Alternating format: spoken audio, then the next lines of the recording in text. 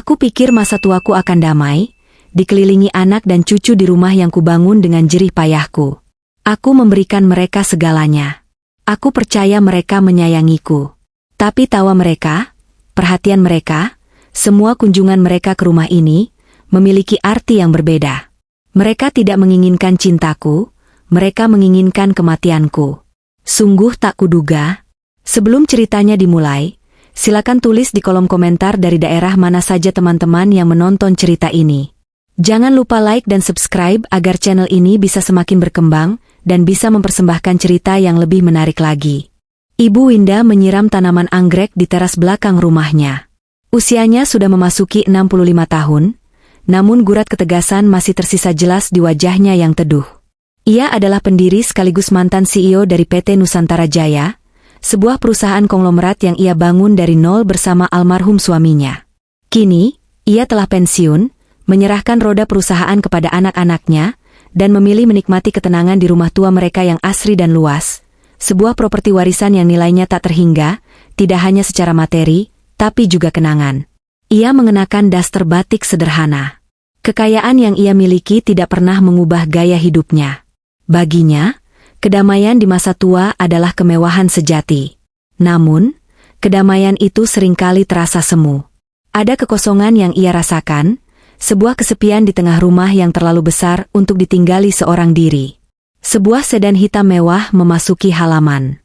Ibu Winda menarik napas pelan. Ia sudah hafal suara mesin mobil itu.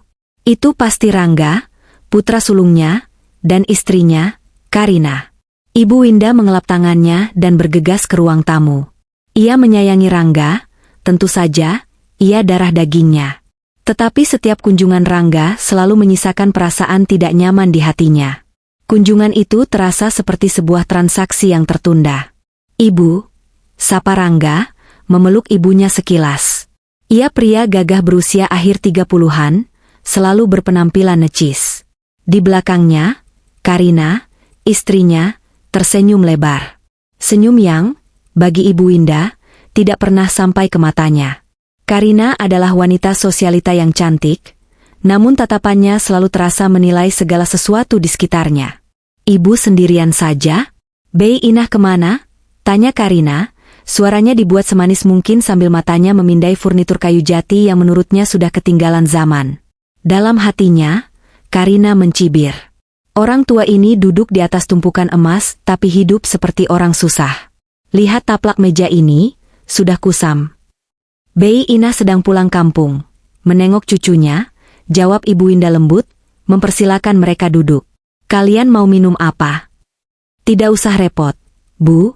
Rangga duduk di seberang ibunya. Ia tidak bisa diam. Kakinya mengetuk-ngetuk lantai marmer. Pikirannya kacau. Tagihan dari rentenir sudah jatuh tempo. Ia kalah besar di meja judi semalam. Ia butuh uang, dan ia butuh uang itu sekarang. Ia memandang ibunya. Ibu ini keras kepala sekali. Dia punya begitu banyak aset tapi pelitnya minta ampun. Padahal aku ini anak kandungnya. Ibu sehat? Tanya Rangga, basa-basi yang terasa hambar. Sehat, alhamdulillah, jawab Ibu Winda. Karina mengambil alih pembicaraan. Ia tahu suaminya terlalu pengecut untuk langsung ke intinya. Ibu, kami sebenarnya khawatir lo sama ibu. Tinggal sendirian di rumah sebesar ini. Kalau ada apa-apa bagaimana? Kami kan jadi tidak tenang. Ibu Winda tersenyum tipis. Ada satpam di depan. Tetangga juga baik-baik. Bukan itu maksudku, Bu, desah Karina, memasang wajah cemas palsu. Usia ibu kan sudah tidak muda lagi. Rumah ini juga terlalu banyak kenangan. Tidak baik untuk psikologis ibu, selalu teringat almarhum ayah. Ibu Winda merasakan dadanya mulai sesak. Ia tahu kemana arah pembicaraan ini. Rangga akhirnya angkat bicara, nadanya dibuat seolah-olah itu adalah ide cemerlang yang penuh perhatian. Betul kata Karina, Bu. Bagaimana kalau rumah ini dijual saja? Lahannya sangat strategis. Nilainya pasti puluhan miliar. Ibu bisa pindah ke apartemen penthouse yang sudah kami siapkan di pusat kota. Mewah, aman, dan kami bisa mengawasi ibu setiap hari. Bohong. Teriak hati kecil Ibu Winda. Ia tahu, Mereka hanya ingin ia pindah agar mereka bisa mengawasinya. Mengawasi sisa hartanya. Rangga, kata Ibu Indah, nadanya tetap tenang namun tegas. Ibu sudah pernah bilang, rumah ini tidak akan dijual. Ini satu-satunya peninggalan ayah kalian yang paling berharga. Disinilah kalian dibesarkan. Wajah Rangga mengeras seketika. Kesabarannya habis. Tapi ayah sudah meninggal. Bu, orang mati tidak butuh rumah. Yang butuh itu kami, yang masih hidup. Ibu sadar tidak, aset mati ini bisa menghidupi kami.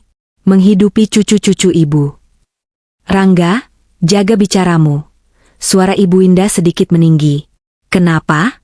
Aku salah? Ibu lebih sayang rumah tua ini daripada anak sendiri? Rangga berdiri, amarahnya mulai meluap. Ia putus asa. Mas, duduk. Karina panik. Ia mencubit lengan suaminya. Bodoh. Kalau dia marah, kita tidak akan dapat apa-apa, pikir Karina. Tepat saat itu, sebuah mobil keluarga sederhana berhenti di belakang sedan mewah Rangga. Keluarlah Damar, putra bungsu Ibu Indah, dan putrinya, Syafira. Wajah Ibu Indah langsung berubah cerah. Senyum tulus terbit di bibirnya. Nenek, Syafira, gadis lincah berusia 17 tahun, berlari masuk dan langsung memeluk Ibu Indah erat. Sayangku, Ibu Indah balas memeluk cucunya, menghirup aroma segar remaja itu.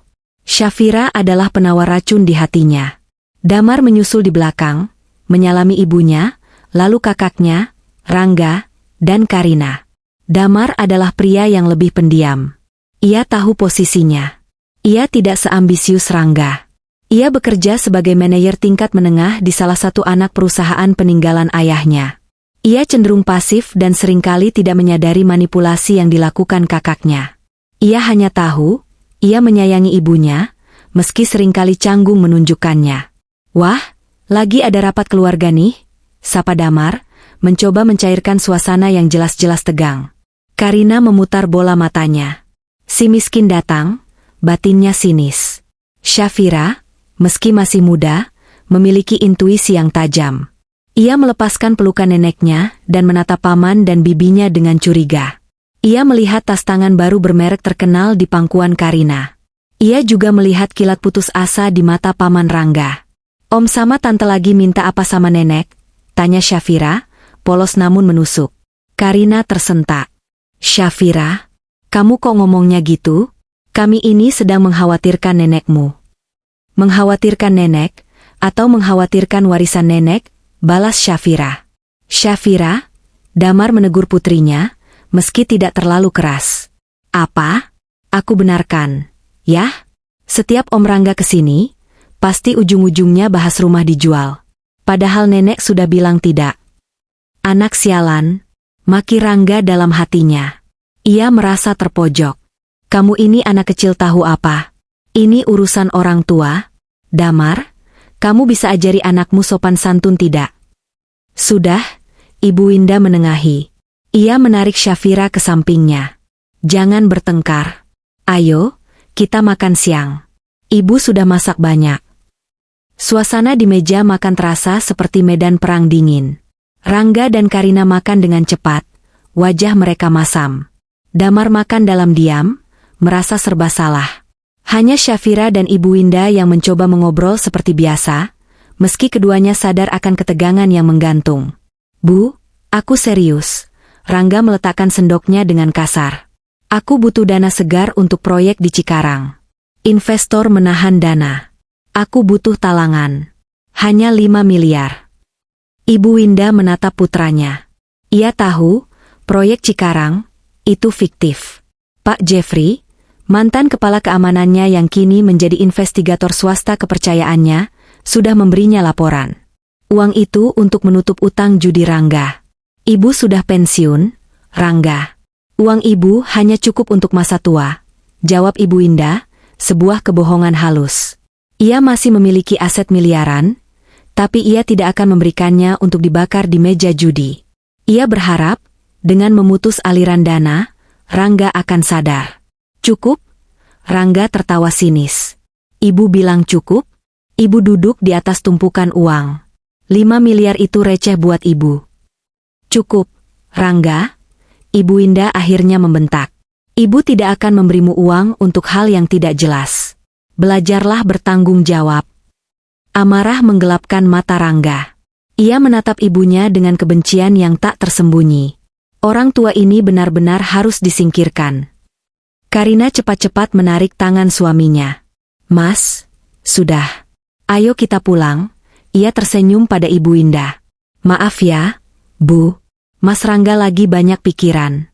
Kami permisi dulu. Mereka pergi begitu saja, membanting pintu mobil. Ibu Indah terduduk lemas di kursi makannya. Dadanya sakit. Nenek nggak apa-apa? Syafira memijat bahu neneknya. Nggak apa-apa, sayang. Damar menghela napas. Mas Rangga itu, Bu, mungkin dia memang lagi pusing. Ibu Indah menatap putra bungsunya. Ia merasa sedih. Damar terlalu polos, terlalu baik.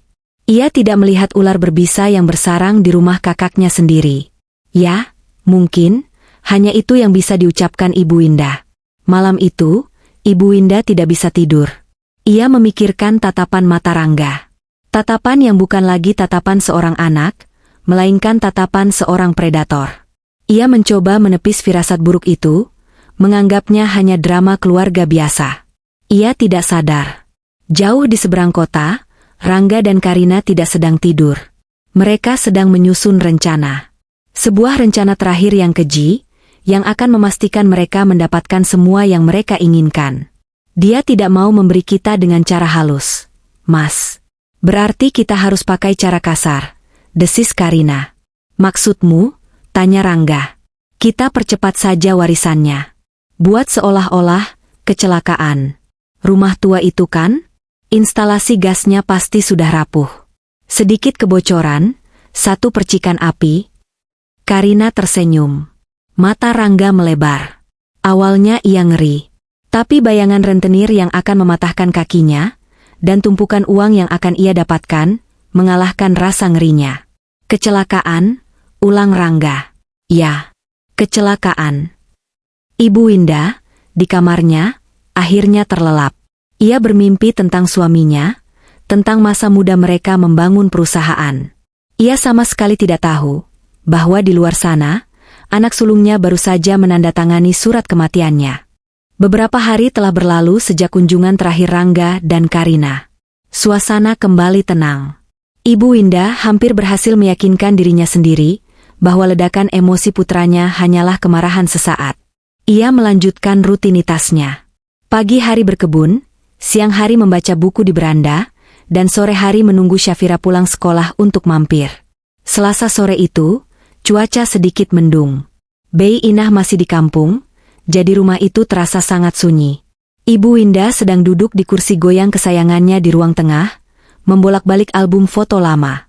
Ia tersenyum melihat foto Rangga dan Damar saat masih kecil, berlarian di halaman.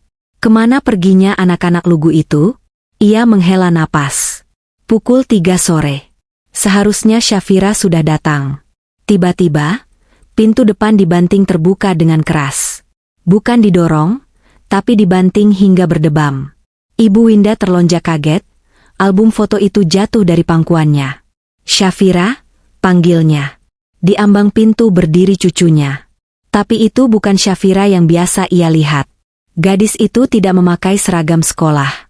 Ia memakai kaos oblong dan celana jeans. Rambutnya acak-acakan.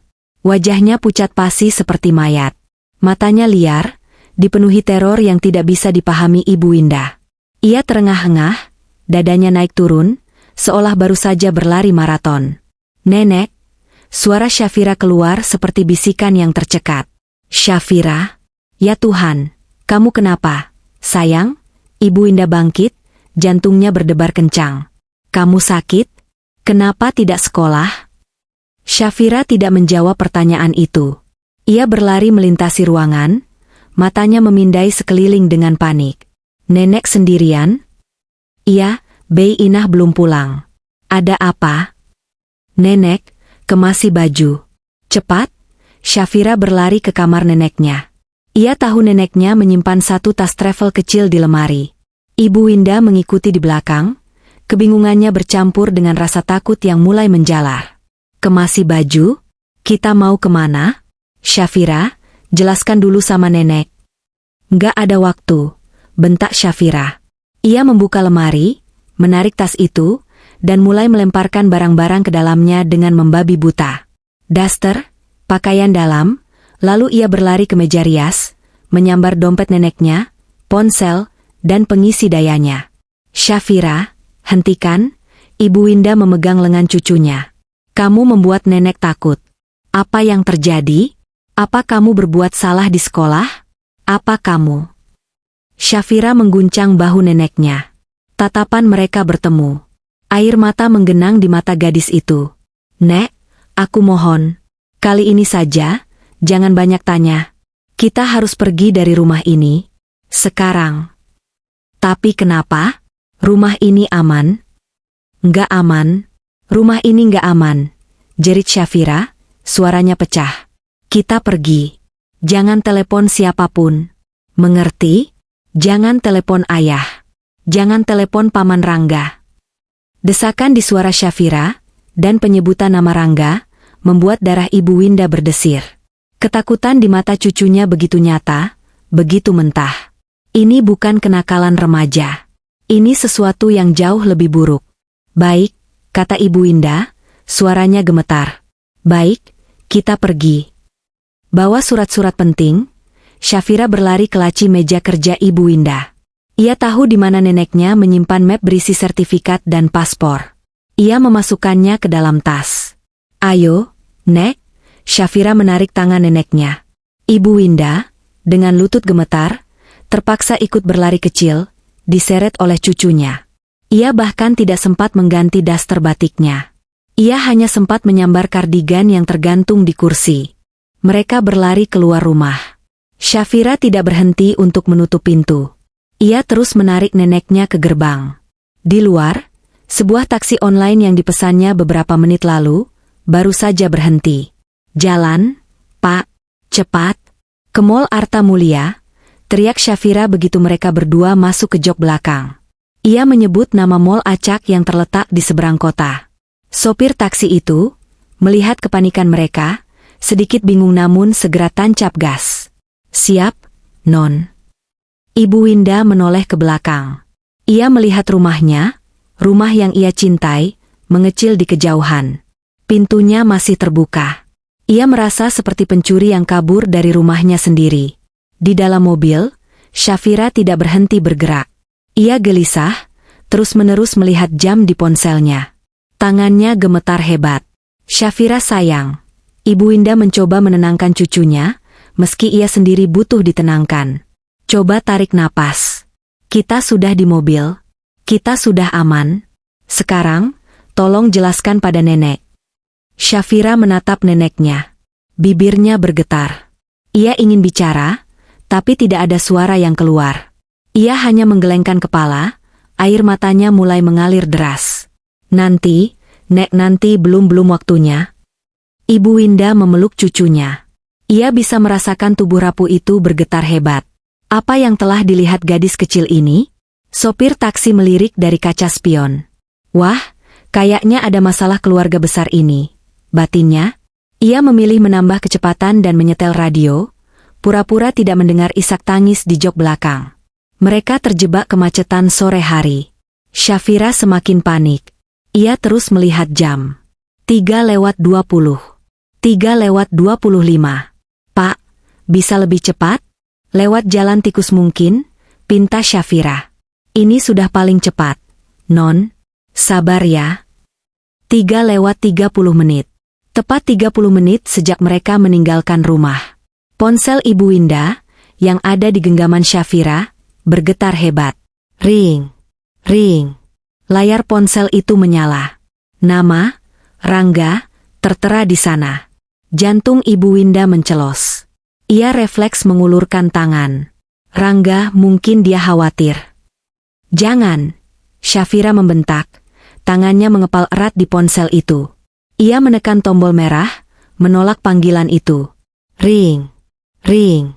Rangga, menelepon lagi. Syafira menolaknya lagi. Ring, ring. Kali ini, damar. Ayahnya sendiri. Ibu Winda menatap cucunya. Syafira, itu ayahmu. Kita harus jawab. Dia pasti khawatir. Jangan, Nek, isak Syafira. Dia mungkin gak tahu, tapi jangan. Aku mohon. Panggilan dari Damar ditolak. Lalu ponsel itu seperti meledak. Panggilan masuk bertubi-tubi, tanpa jeda. Karina. Rangga. Damar. Rangga. Rangga. Mereka menelepon tanpa henti. Seperti orang kesetanan. Sopir taksi itu sampai menoleh. Non, itu kayaknya penting sekali. Syafira mematikan mode suara ponsel itu, tapi layarnya terus menyala setiap detik. Ini bukan kekhawatiran biasa. Ibu Winda sadar sekarang. Jika seseorang khawatir, mereka akan menelepon sekali, 2 kali, mungkin mengirim pesan. Tapi ini adalah kepanikan. Kepanikan dari orang-orang yang mengharapkan sesuatu terjadi, dan kini mereka tidak tahu apakah itu sudah terjadi atau belum. Syafira, kata Ibu Winda, suaranya kini dingin dan mantap. Ketakutannya telah berganti menjadi firasat terburuk yang mengeras. Kita sudah pergi hampir 35 menit. Panggilan itu tidak berhenti. Katakan pada nenek. Apa yang seharusnya terjadi di rumah? Pada jam 3.30. Syafira menatap neneknya. Air matanya sudah kering, digantikan oleh kemarahan dan ketakutan yang dingin. Ia tidak bisa menahannya lagi. Ia membuka galeri di ponselnya. Ia memutar sebuah rekaman video. Suaranya berisik, gambarnya goyang. Syafira merekamnya diam-diam dari balik pintu ruang kerja ayahnya, 2 hari yang lalu. Ia curiga Bibi Karina sering mengadu domba, jadi ia berniat merekamnya. Tapi yang ia dapatkan jauh lebih mengerikan. Terdengar suara Karina. Sudah diatur. Jam 3.30 sore. Teknisi palsu itu sudah memasang timer di regulator gas. Dia bilang, begitu kompor dinyalakan, atau bahkan tidak perlu, timernya akan memicu percikan listrik. Dan boom. Lalu suara Rangga. Apa itu aman? Maksudku, apa akan terlihat seperti kecelakaan? Tentu saja. Instalasi gas rumah tua. Ibu tua yang pelupa. Sempurna. Tidak akan ada yang curiga.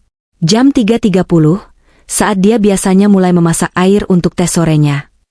Ibu Winda menutup mulutnya. Ia merasa mual. Suara itu, suara anaknya sendiri, merencanakan kematiannya. Sedetail itu. Ponsel di tangan Syafira masih bergetar. Panggilan dari Rangga. Mereka menelepon. Bisik Ibu Winda, suaranya nyaris hilang. Mereka menelepon untuk memastikan apakah aku sudah mati. Syafira akhirnya menangis sejadi-jadinya. Aku bolos sekolah hari ini, Nek. Aku takut. Aku nggak tahu harus bagaimana selain membawa nenek pergi. Maafkan aku, Nek, maaf. Ibu Winda memeluk cucunya erat. Tapi matanya menatap lurus ke depan, ke jalanan Jakarta yang macet. Kehangatan seorang nenek di hatinya telah padam. Yang tersisa hanyalah bongkahan es. Dingin, keras, dan tajam. Jangan minta maaf, sayang, bisik Ibu Winda. Kamu baru saja menyelamatkan nyawa nenek. Dan sekarang nenek yang akan menyelamatkan kita. Ia mengambil ponselnya dari tangan Syafira. Ia melihat rentetan panggilan tak terjawab dari Rangga dan Damar. Pak, katanya pada sopir taksi, suaranya berubah, kembali menjadi suara tegas seorang CEO. Batalkan ke mall. Antar kami ke hotel butik Mahameru di Kebayoran. Ia kemudian menekan nomor di ponselnya. Bukan nomor Rangga. Bukan nomor Damar. Halo, Pak Jeffrey, katanya saat panggilan itu tersambung. Ini saya, Winda. Saya butuh bantuan Anda. Segera. Hotel butik Mahameru bukanlah hotel termewah di Jakarta, tapi hotel yang paling privat. Ibu Winda sering menggunakannya untuk pertemuan bisnis rahasia bertahun-tahun lalu. Staf di sana tidak banyak bertanya, dan keamanan adalah prioritas utama mereka. Mereka masuk melalui lobi samping. Ibu Winda, meski hanya berdaster, berjalan dengan punggung tegak. Auranya yang penuh wibawa membuat resepsionis bahkan tidak berani menatapnya aneh. Ia memesan presidential suite di lantai teratas dengan nama samaran. Begitu pintu suite yang berat itu tertutup dan terkunci di belakang mereka, bahu Syafira merosot. Ia ambruk di sofa bludru, gemetar hebat. Kini, setelah adrenalinnya habis, kenyataan menghantamnya. Ia baru saja menculik neneknya sendiri untuk menyelamatkannya dari pamannya. Ibu Winda tidak duduk. Ia berjalan ke jendela, menyingkap sedikit tirai tebal itu, memandang ke bawah ke arah kota yang sibuk, yang tidak tahu apa-apa tentang drama yang baru saja terjadi. Lalu, ia berbalik menghadap cucunya. "Syafira," kata Ibu Winda, suaranya tenang, namun ada nada baru di dalamnya. Nada yang dingin dan presisi. "Kita aman untuk sekarang. Nenek butuh kamu menceritakan semuanya. Dari awal.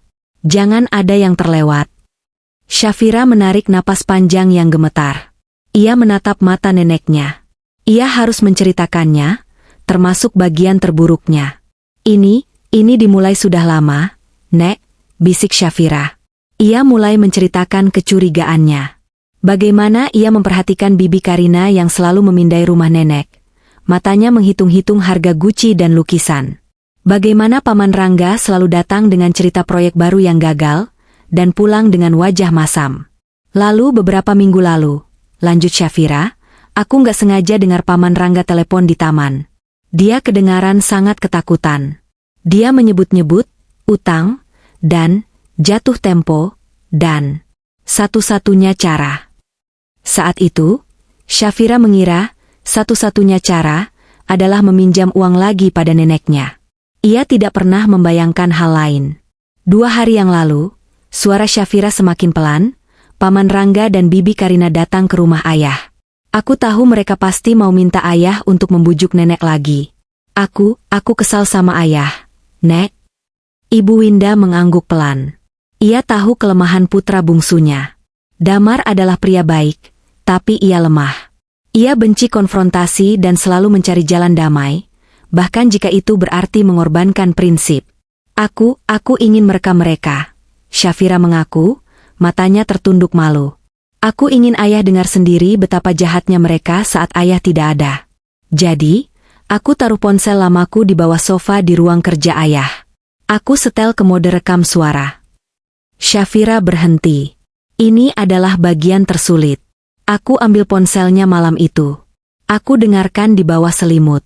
Awalnya persis seperti yang kuduga." Bibi Karina mengeluh nenek pelit. "Paman Rangga bilang ayah harusnya jadi anak laki-laki, dan menuntut haknya."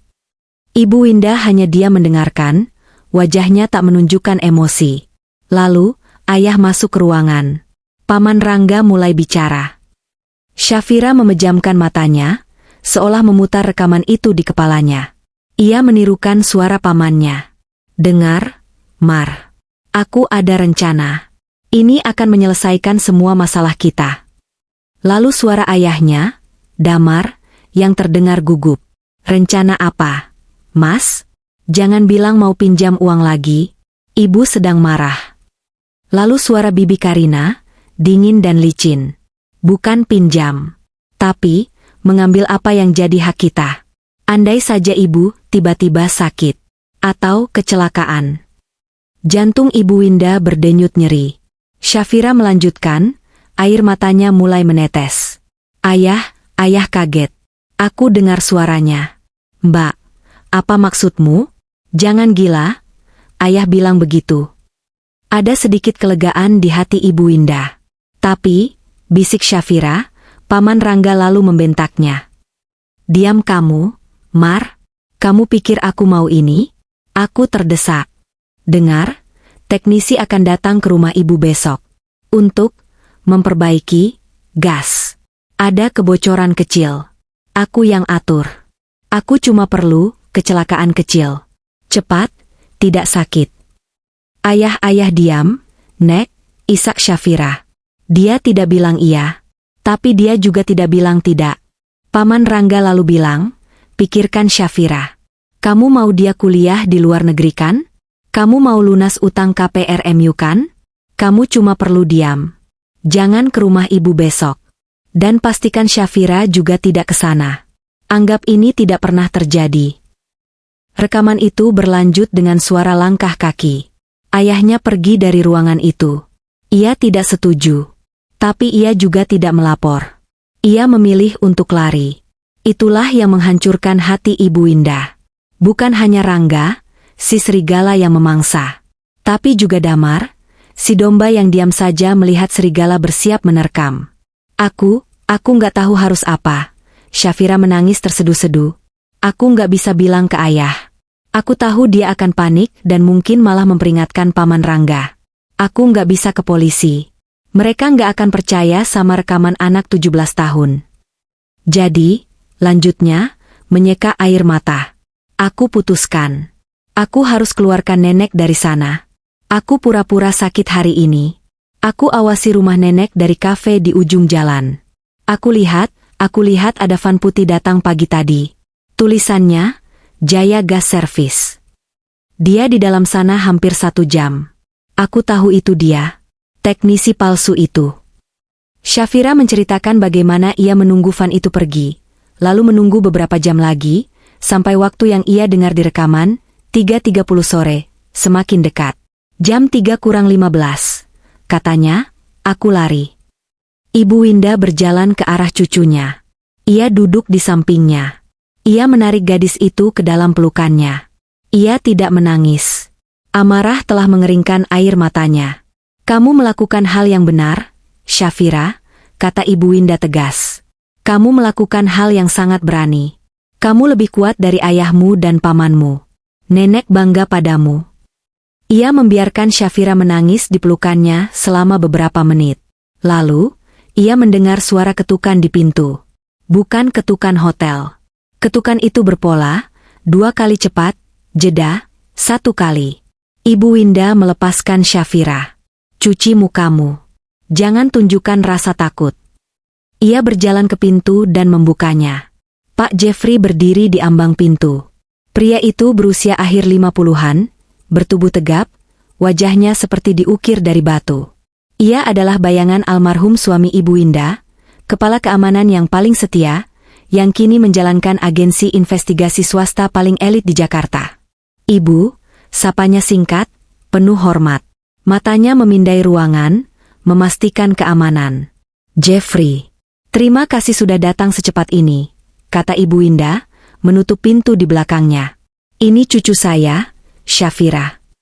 Pak Jeffrey mengangguk singkat pada Syafira. Dia yang menyelamatkan saya, lanjut Ibu Winda.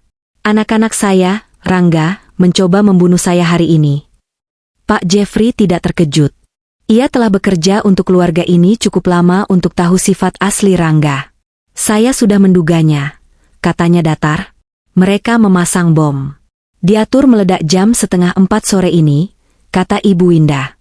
Panggilan panik dari Rangga dan Damar ke ponsel ibu, yang saya lacak, mengkonfirmasi bahwa rencana mereka gagal, kata Pak Jeffrey.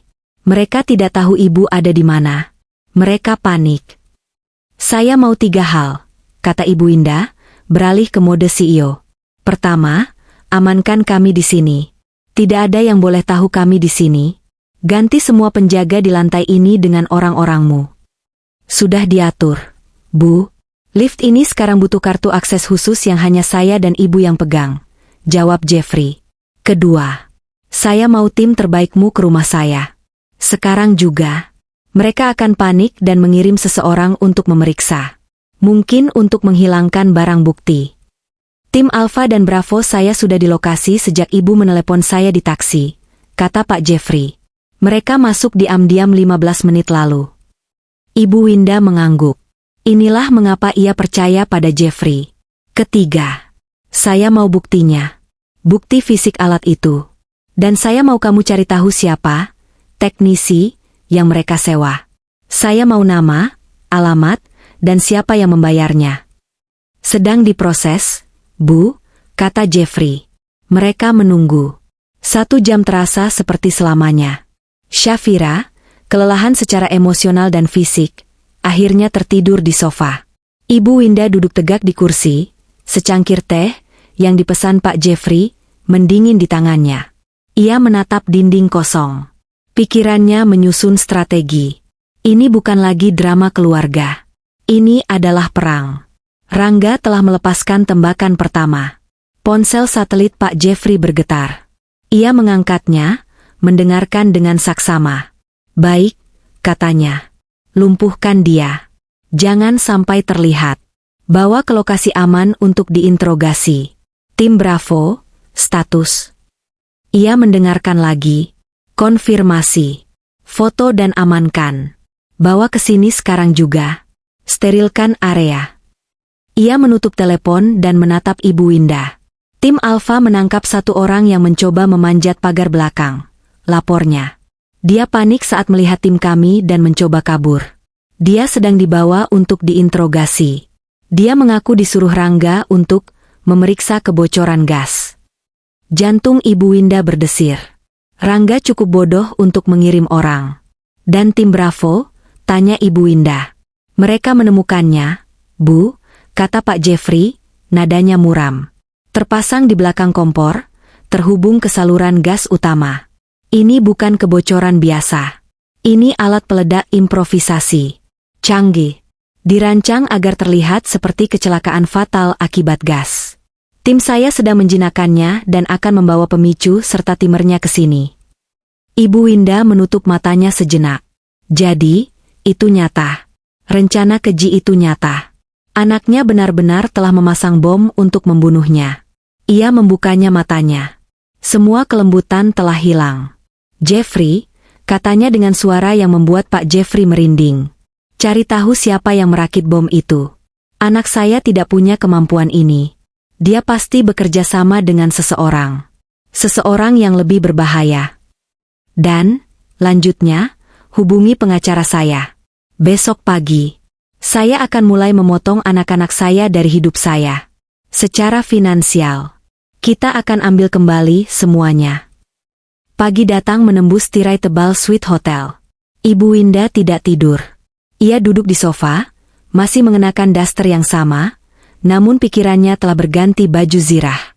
Syafira tidur gelisah di kamar tidur, mengigaukan, bom, dan ayah. Melihatnya, hati Ibu Winda mengeras menjadi determinasi baja. Ia harus melindungi satu-satunya keluarga yang tersisa. Suite itu telah berubah menjadi pusat komando darurat. Pak Jeffrey kembali pukul 6 pagi, wajahnya segar meski jelas tidak tidur. Ia membawa laptop aman, beberapa telepon satelit, dan sebuah map tebal. Kita dapat beberapa informasi, Bu, kata Pak Jeffrey sambil membuka laptopnya.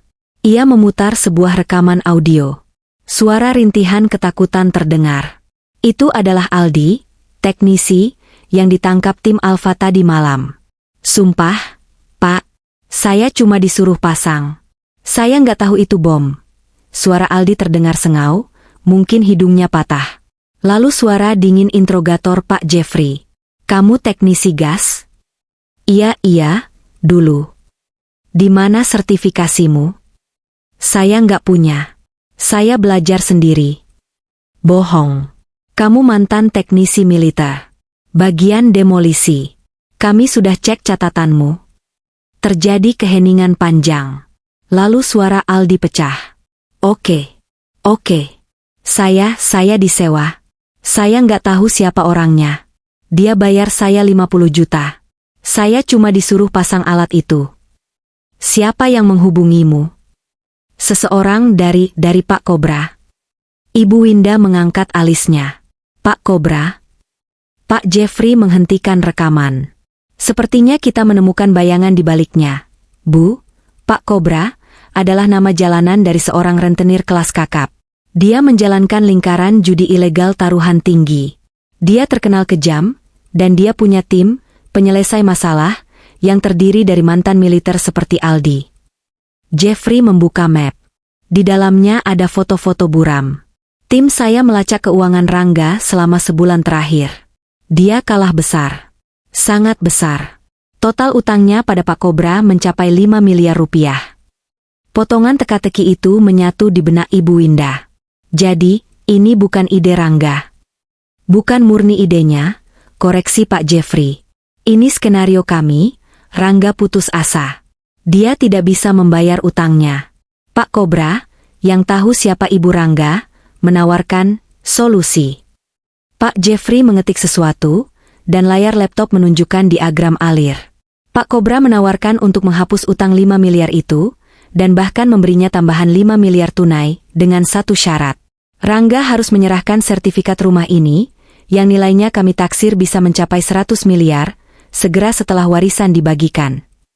Dan untuk mempercepat warisan itu, lanjut Jeffrey, Pak Kobra yang menyediakan keahliannya. Dia yang merakit bom. Dia yang mengirim Aldi. Rangga hanya perlu memberi akses masuk dan memastikan ibunya ada di rumah. Ibu Winda merasa mual.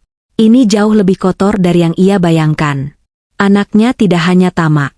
Ia telah bersekongkol dengan sindikat kriminal berbahaya. Ia menukar nyawa ibunya sendiri, bukan hanya demi uang, tapi demi melunasi utang judinya. Rangga adalah pion, desis Ibu Winda. Pion bodoh yang mengira dia bisa mengendalikan permainan. Benar, Bu. Dan sekarang pion itu panik. Pak Jeffrey melanjutkan laporannya. Setelah rencananya gagal dan Aldi menghilang, Rangga dan Karina kalang kabut. Kami memantau komunikasi mereka. Di tempat lain, di penthouse mewah mereka, suasana jauh dari tenang. Karina berjalan mondar-mandir seperti singa dalam kandang. Kukunya yang terawat sempurna kini digigiti sampai rusak. Kamu bodoh, Mas. Bodoh. Aku sudah bilang ini terlalu berisiko. Sekarang si tua itu hilang. Dan si Aldi brengsek itu tidak bisa dihubungi. Diam, bentak Rangga.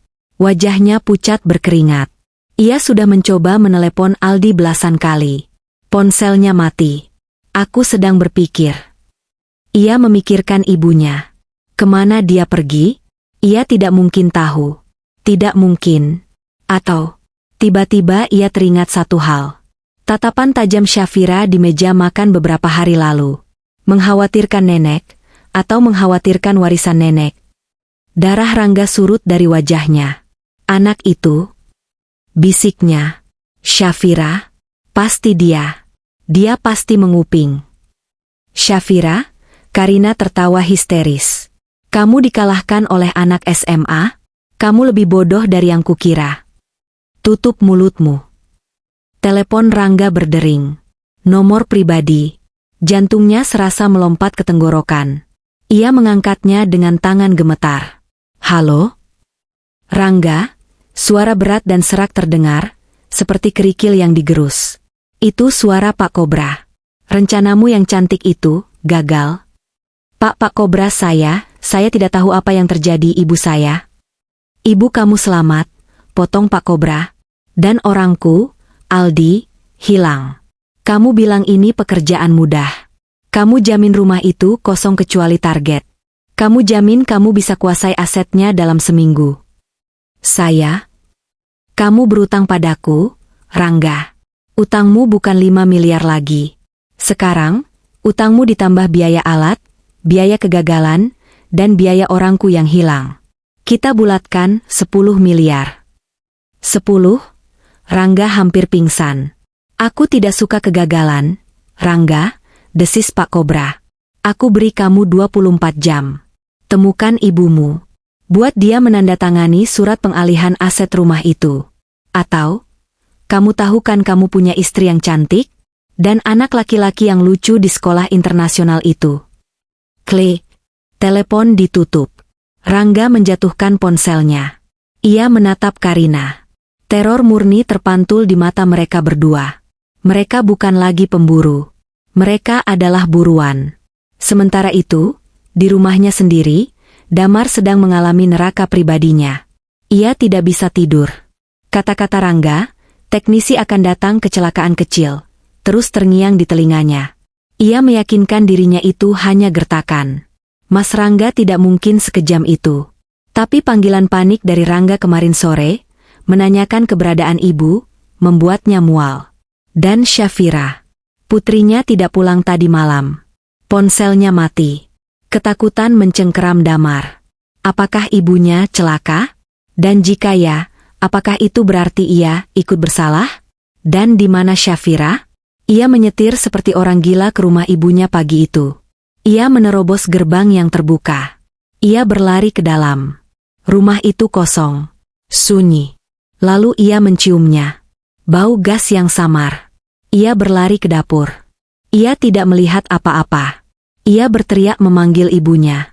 Tidak ada jawaban. Ia menelepon Rangga. Mas, ibu nggak ada di rumah. Syafira juga hilang. Apa yang terjadi? Apa yang Mas lakukan? Bukan urusanmu, bentak Rangga dari seberang. Cari Syafira. Anak itu pasti tahu sesuatu. Temukan dia. Damar bingung.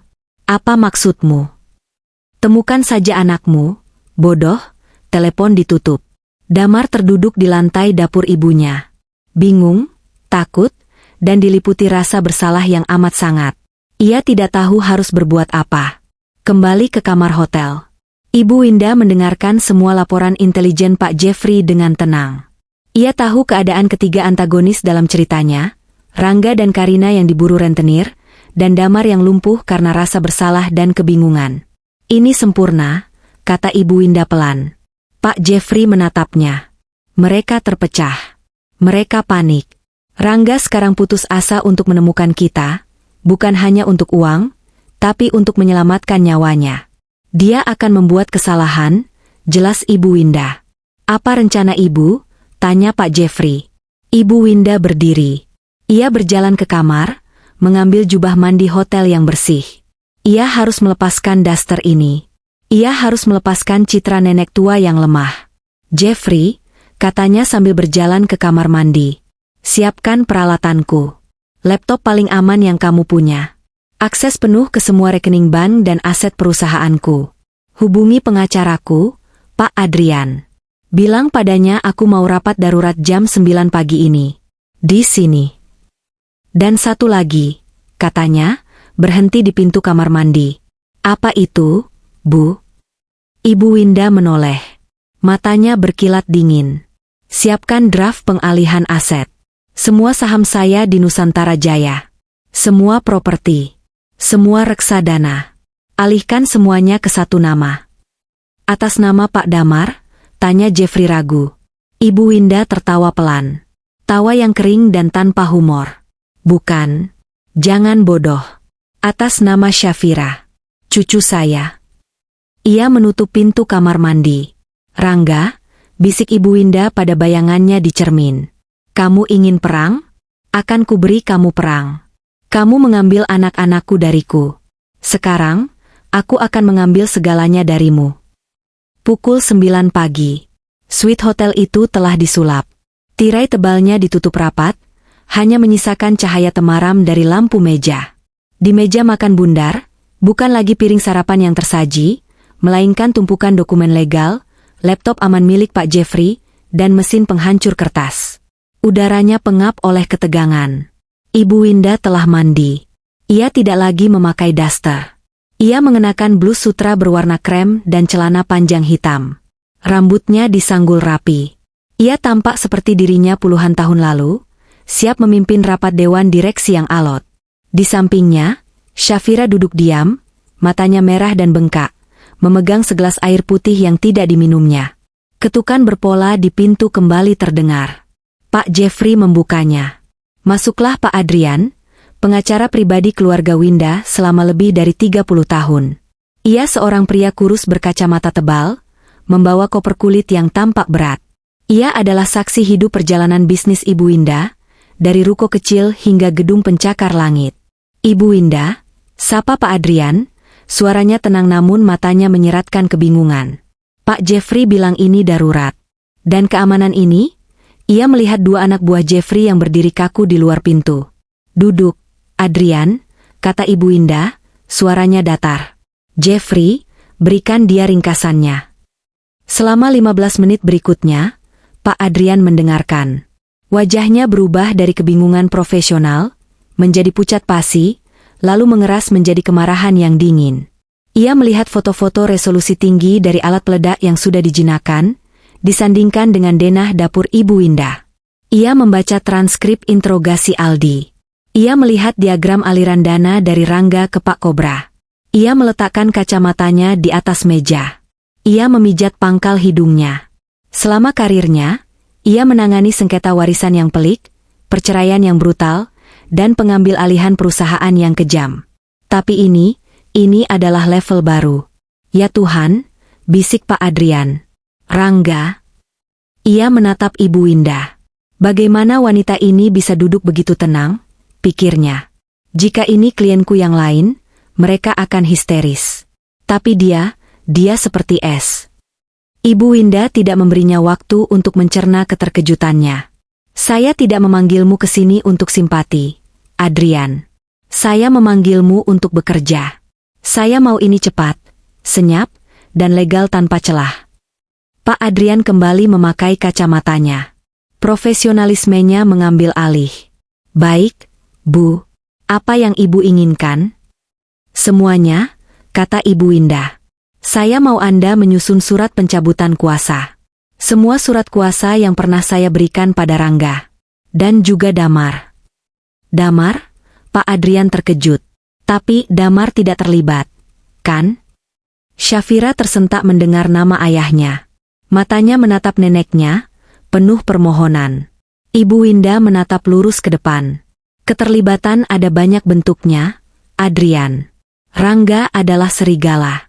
Damar adalah gembala yang membiarkan serigala itu masuk. Dalam buku saya, keduanya bersalah. Cabut kuasanya. Pak Adrian mengangguk kaku. Ini akan jadi pertumpahan darah legal. Batinnya. Baik. Surat pencabutan kuasa untuk Rangga dan Damar. Kedua, lanjut Ibu Winda, bekukan semua rekening bersama. Semua fasilitas kredit korporasi dan pribadi yang terkait dengan rekening induk saya. Saya mau Rangga dan Karina tidak bisa membeli secangkir kopi pun tanpa uang tunai di dompet mereka. Yang saya yakin, tidak banyak mereka miliki. Itu bisa dilakukan segera. Saya akan menelepon pihak bank, kata Adrian sambil mencatat. Ketiga, wasiat baru. Disinilah Pak Adrian sedikit ragu. Ibu dalam kondisi tertekan seperti ini, wasiat yang dibuat terburu-buru, terutama yang mencoret ahli waris langsung, akan sangat mudah digugat di pengadilan. Rangga bisa berdalih ibu tidak dalam kapasitas mental yang.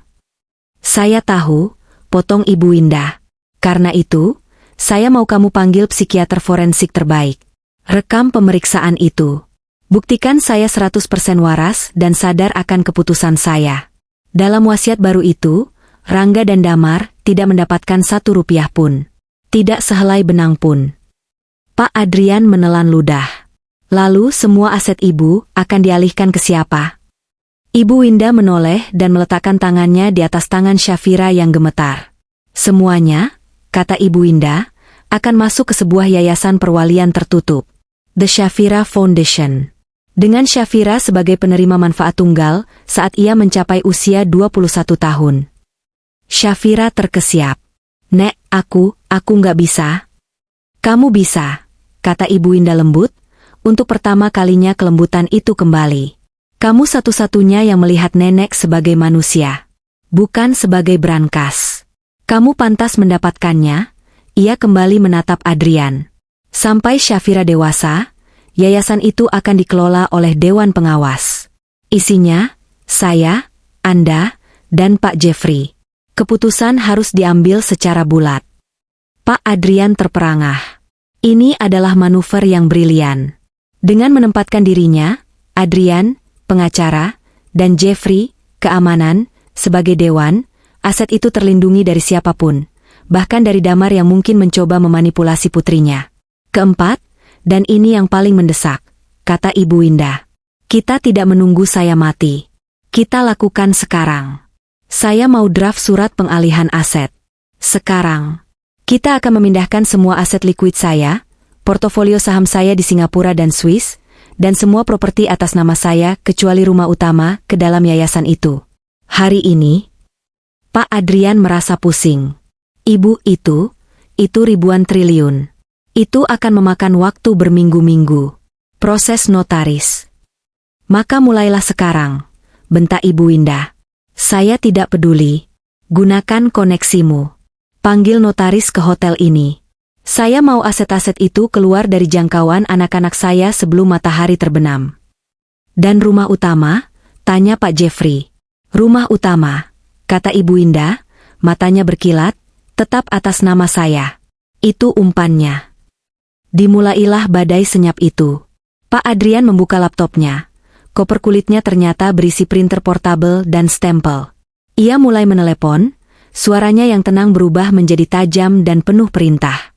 Ini Adrian. Saya butuh notaris Budiman di Mahameru dalam 1 jam. Ya, bawa stempel lengkap. Tidak, ini tidak bisa ditunda. Pak Jeffrey mengeluarkan beberapa telepon satelit. Ibu Winda mengambil satu. Dimulailah maraton panggilan internasional. Jean-Pierre? Ini Winda. Ya, lama tidak bicara. Saya mau likuidasi portofolio blue chip saya.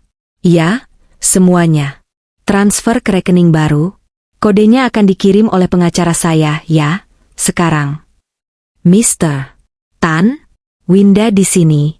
Saya mau memindahkan kepemilikan 3 ruko di Orchard Road ke yayasan baru, ya. Saya tahu pajaknya tinggi. Lakukan saja. Syafira hanya bisa menonton dengan ngeri sekaligus takjub. Ini bukan neneknya yang lembut. Ini adalah seorang jenderal yang menggerakkan pasukannya, membakar jembatan, dan menghancurkan garis pasokan musuh. Dalam beberapa jam, Ibu Winda, dari sebuah kamar hotel, secara sistematis mencabut nyawa finansial kedua putranya. Sementara itu, di penthouse mewah Rangga. Apa maksudmu ditolak? Teriak Karina pada kasir di butik mewah. Ia baru saja mencoba membeli gaun baru untuk menenangkan dirinya, dan kartu black card-nya, yang terhubung ke rekening ibunya, ditolak. Maaf, Bu. Limitnya mungkin habis, kata kasir itu ketakutan. Limit habis? Kartu ini tidak ada limitnya. Rangga, di kantornya di Nusantara Jaya, merasakan dinding semakin mendekat. Ia baru saja mencoba menarik dana talangan darurat dari rekening operasional perusahaan, sebuah rekening yang ia tahu memiliki akses sekunder ke dana cadangan ibunya. Akses ditolak. Otorisasi dicabut. Ia mencoba menelepon manajer bank pribadinya. Halo, dengan Rangga. Saya mau transfer. Maaf, Pak Rangga, suara manajer itu dingin dan resmi. Sesuai instruksi terbaru dari pemegang rekening utama, Ibu Winda, semua kewenangan Anda atas rekening Seria telah dibekukan. Kami tidak bisa memproses transaksi apapun atas nama Anda. Ponsel itu jatuh dari tangan Rangga. Dibekukan. Ibunya tahu. Ia tidak tahu bagaimana ibunya tahu, tapi ibunya tahu. Dan ibunya sedang membalas. Ia teringat Pak Kobra. 10 miliar. 24 jam. Karina, ia menelepon istrinya. Pulang. Sekarang, kita punya masalah besar. Ia berlari ke brankas pribadinya di ruang kantor. Ia membukanya. Kosong. Ia sudah menggunakan semua uang tunainya untuk menutupi jejak judinya. Ia menatap foto keluarganya di meja. Ia, Karina, dan putra mereka yang berusia 8 tahun, Vino. Bayangan kata-kata Pak Kobra terngiang di telinganya. Kamu punya istri yang cantik, dan anak laki-laki yang lucu. Ia mulai panik. Ia tidak punya uang. Ia tidak punya aset. Ibunya telah menguncinya. Satu-satunya yang tersisa. Satu-satunya harapan. Sertifikat rumah, desis Rangga. Rumah tua sialan itu. Sertifikatnya pasti masih ada di brankas ibunya di rumah itu. Jika ia bisa mendapatkan sertifikat itu, ia bisa memberikannya pada Pak Kobra. Itu akan memberinya waktu. Ia harus menemukan ibunya. Ia harus membuatnya menandatangani surat pengalihan rumah itu. Ia meraih ponselnya. Ia harus membuat laporan polisi. Ya. Ibunya hilang. Diculik oleh cucunya yang labil. Ia akan melukis ibunya sebagai wanita tua pikun yang bingung. Dengan begitu, jika ia menemukannya dan membujuknya menandatangani surat, itu akan terlihat seperti tindakan seorang anak yang berbakti. Halo, polisi, katanya, suaranya dibuat gemetar dan penuh kekhawatiran. Saya mau melaporkan, ibu saya hilang. Ya, sepertinya dia diculik oleh keponakan saya sendiri. Damar menatap layar televisi di ruang tamunya dengan nanar. Pembawa berita pagi membacakan laporan orang hilang. Foto ibunya, Ibu Winda, yang tersenyum di sebuah acara amal, muncul di layar. Di sampingnya, foto Syafira dari buku tahunan sekolahnya. Diduga diculik oleh cucunya sendiri, kata reporter itu. Pihak keluarga, yang diwakili oleh putra sulung, Bapak Rangga, menyatakan bahwa Ibu Indah berada dalam kondisi linglung dan mudah dipengaruhi. Bapak Rangga memohon agar siapapun yang melihat mereka segera menghubungi polisi. Cangkir kopi di tangan Damar bergetar. Ia merasa mual. Linglung? Dipengaruhi? Ia tahu itu bohong. Ia tahu Rangga sedang membangun narasi. Narasi yang akan membuat ibunya terlihat tidak kompeten. Dan Syafira putrinya dituduh menculik? Damar hancur. Ini semua salahnya. Jika saja ia tidak diam. Jika saja ia punya keberanian untuk menghentikan Rangga 2 hari lalu. Jika saja ia melapor. Sekarang, ibunya hilang. Putrinya hilang dan menjadi buronan. Dan ia duduk di sini, lumpuh. Ia tahu Rangga berbohong. Tapi ia tidak tahu di mana ibu dan Syafira. Apa mereka? Apa mereka baik-baik saja? Apakah Rangga, dalam kepanikannya, menemukan mereka lebih dulu? Ia menghabiskan sepanjang pagi menelepon ponsel Syafira dan ibunya. Keduanya mati. Ia mencoba menelepon Rangga. Mas, apa-apaan ini? Laporan polisi? Ibu pikun? Teriak Damar begitu teleponnya diangkat. Dengar, Damar, suara Rangga di seberang terdengar dingin, terburu-buru, dan berbahaya. Tidak ada lagi kepura-puraan. Aku tidak punya waktu untuk omong kosongmu. Aku sedang sibuk. Kamu lihat anakmu? Kamu tahu di mana dia menyembunyikan ibu? Aku tidak tahu. Kalau begitu kamu tidak berguna untukku. Jangan hubungi aku lagi kecuali kamu menemukan mereka. Klik. Telepon ditutup. Damar melempar ponselnya ke sofa. Ia mencengkeram kepalanya. Ia adalah seorang pengecut. Ia gagal sebagai anak, dan ia gagal sebagai ayah. Putrinya, yang masih remaja, memiliki lebih banyak keberanian di jari kelingkingnya daripada dirinya. Ia teringat kata-kata terakhir Rangga di ruang kerjanya. Kamu cuma perlu diam. Anggap ini tidak pernah terjadi. Ia telah memilih untuk diam. Dan kini, semuanya hancur. Ding! Ponselnya yang tergeletak di sofa berbunyi. Sebuah pesan masuk. Dari nomor yang tidak dikenal. Damar membukanya dengan tangan gemetar. Pesan itu singkat. Jika kamu masih peduli pada ibumu dan putrimu, datang ke lobi Hotel Mahameru. Sendirian. Pukul 4 sore. Tinggalkan ponselmu di mobil. Jantung Damar serasa berhenti berdetak. Mahameru. Hotel mewah di Kebayoran. Apakah ini ibunya? Atau apakah ini jebakan? Jebakan dari Rangga? Atau lebih buruk, dari rentenir yang ia dengar samar-samar di rekaman Syafira? Tinggalkan ponselmu di mobil. Itu berarti mereka tidak ingin dilacak. Ia menatap jam. Pukul 2 siang. Ia punya 2 jam untuk memutuskan. Ia bisa saja diam. Lagi. Ia bisa berpura-pura tidak pernah melihat pesan itu. Ia bisa menelepon Rangga. Atau, ia bisa pergi. Ia bisa melakukan satu hal yang benar, bahkan jika itu adalah hal terakhir yang ia lakukan. Ia teringat wajah Syafira yang menatapnya dengan kecewa di meja makan terakhir kali. Ia teringat suara ibunya yang tegas namun penuh kasih. Ia tidak peduli jika ini jebakan. Jika ia mati, mungkin itu adalah penebusan yang pantas ia dapatkan. Tapi jika ada 1% kemungkinan itu adalah ibu dan Syafira, ia harus pergi. Ia mengambil kunci mobilnya. Ia tidak berganti pakaian. Ia menyetir seperti orang kesetanan, melintasi kota menuju Hotel Mahameru. Pukul 4:05. Lobi Hotel Mahameru sibuk dengan aktivitas sore hari. Damar masuk, merasa seperti setiap mata tertuju padanya.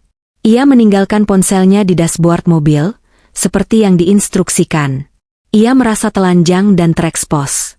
Ia berdiri di dekat pilar marmer, mencoba terlihat biasa saja. Jantungnya berdebar begitu kencang, hingga ia takut orang di sebelahnya bisa mendengarnya.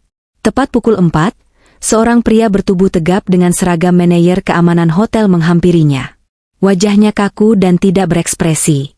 Itu Pak Jeffrey, tapi Damar tidak mengenalinya tanpa jas khasnya. Bapak Damar?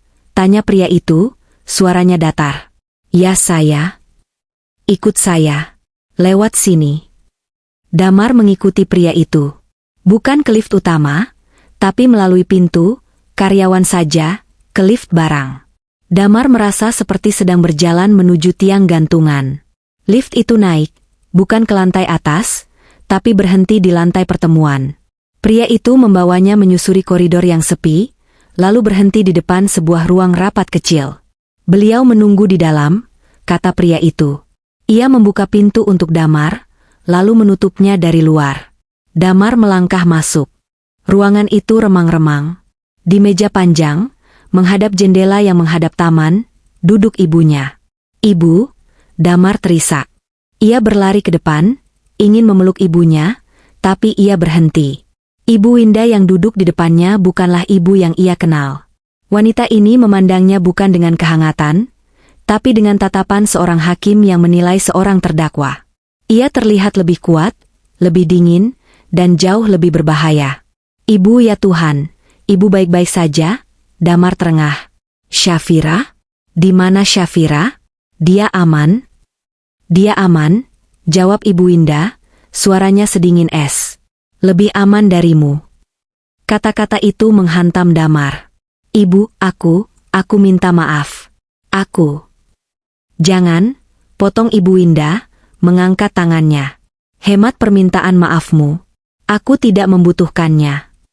"Tapi Ibu, aku tidak setuju dengan Mas Rangga. Aku bersumpah." "Tapi kamu tahu, itu bukan pertanyaan. Itu adalah pernyataan fakta." Damar ambruk ke kursi di seberang ibunya. "Ya," bisiknya, menunduk malu. "Aku tahu. Kamu tahu kakakmu berencana membunuhku," lanjut Ibu Winda, suaranya tetap datar, "dan kamu tidak melakukan apa-apa. Kamu tidak meneleponku. Kamu tidak menelepon polisi. Kamu pergi." "Aku takut," teriak Damar, air matanya akhirnya tumpah. "Aku takut padanya. Aku pikir itu hanya gertakan. Aku tidak menyangka dia akan benar-benar. Dia benar-benar melakukannya, Damar." Ibu Winda menceritakan semuanya. Tentang bom. Tentang timer jam 3.30. Tentang bagaimana Syafira, putrinya sendiri, yang harus mempertaruhkan nyawanya untuk menyelamatkannya, sementara ayahnya bersembunyi. Setiap kata terasa seperti cambukan bagi Damar. Ia gemetar hebat, diliputi rasa bersalah yang begitu pekat hingga ia hampir tidak bisa bernapas. Aku menjijikkan," isaknya. "Aku ayah yang gagal. Aku anak yang gagal." "Ya," kata Ibu Winda, tanpa sedikit pun simpati. "Kamu memang gagal."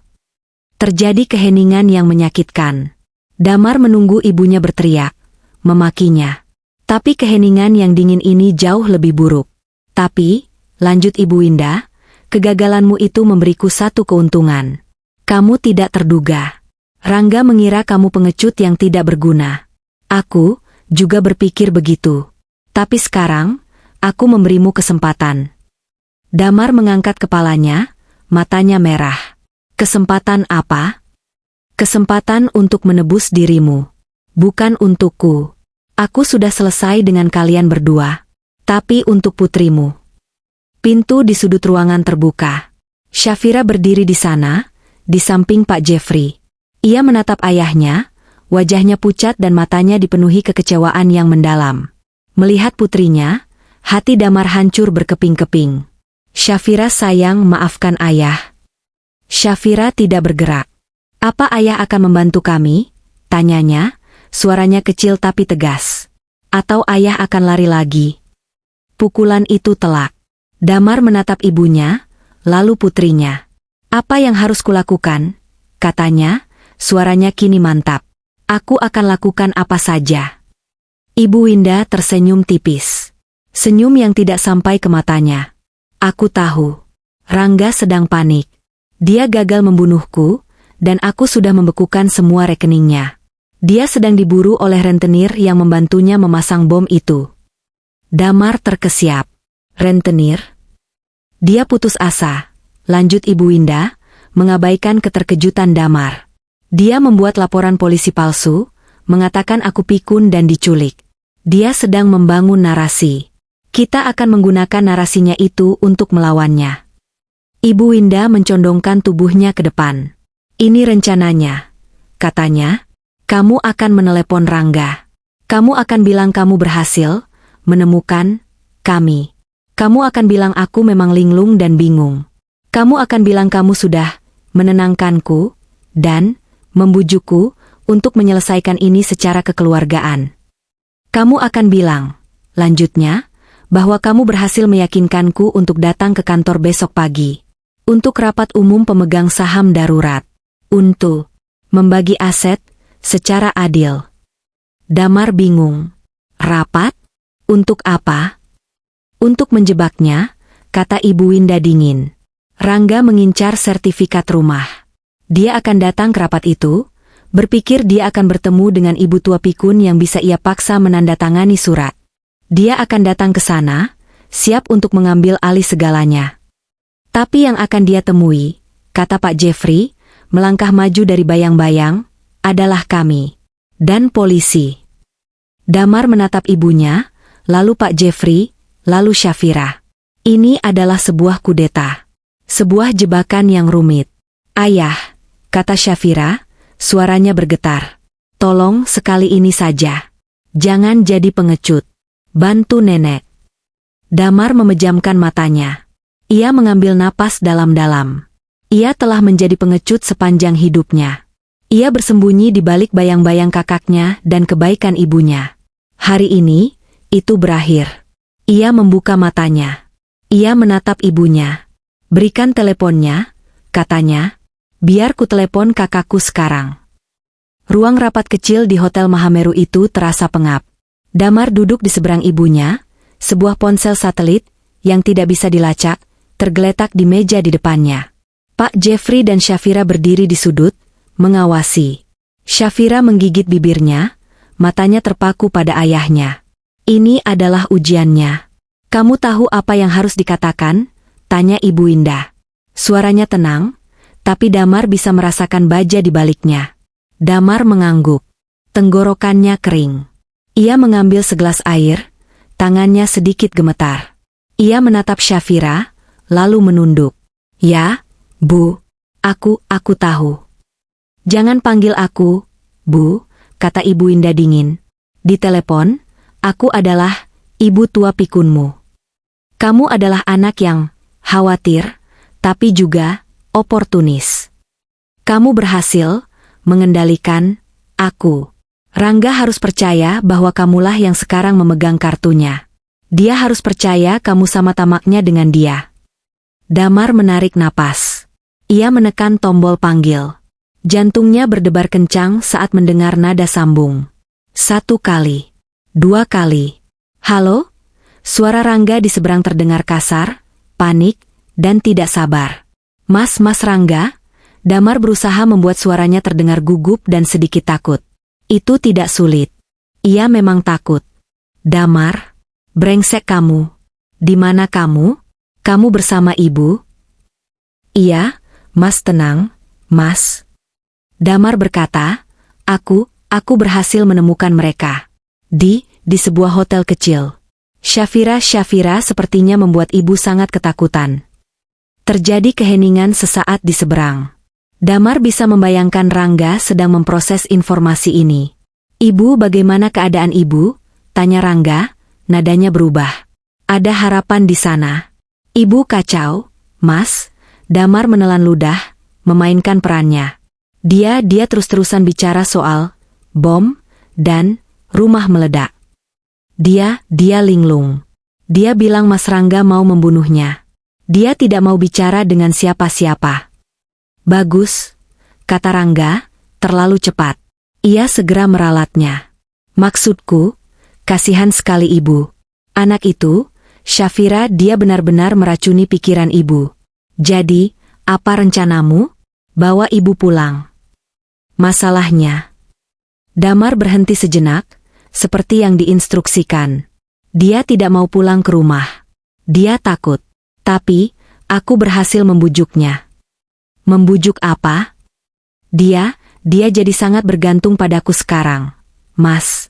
Dia bilang dia mau membagi asetnya. Umpan itu dilempar. Damar mendengar suara napas yang tertahan di seberang. Lalu, suara Karina yang teredam. Apa katanya? Bagi aset. Apa maksudmu, bagi aset?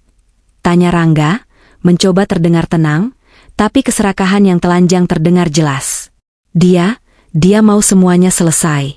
Dia lelah, kata Damar. Dia setuju untuk mengadakan rapat. Besok, di kantor. Dia mau menyerahkan semuanya. Dia bilang dia mau menandatangani surat-surat. Dia bilang dia mau kita mengurus semuanya, agar dia bisa tenang. Damar bisa mendengar Rangga tertawa pelan. Tawa lega yang penuh kemenangan. Bodoh. Si Damar bodoh ini mengira dia bisa mengendalikan ibu. Dia tidak tahu aku yang akan mengendalikan dia. Itu yang dipikirkan Rangga. Rapat? Tanya Rangga. Kenapa harus rapat? Bawa saja dia ke notaris. Suruh dia tanda tangani surat pengalihan rumah. Aku sudah coba, Mas, kata Damar, pura-pura putus asa. Tapi dia terus mengulang soal rapat.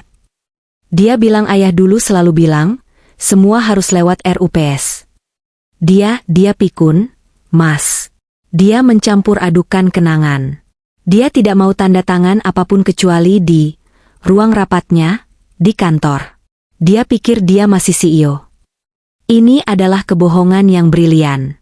Menggunakan ingatan ibunya akan almarhum suaminya sebagai pembenaran atas tindakan pikunnya. Rangga terdiam. Ruang rapat. Itu berarti di depan umum. Tapi, jika ibunya memang sudah linglung, itu bisa diatur. Ia bisa membawa notarisnya sendiri. Ia bisa membawa pengawal. Damar lemah. Syafira hanya anak-anak. Ini adalah kesempatannya. Dan Pak Kobra memberinya waktu 24 jam.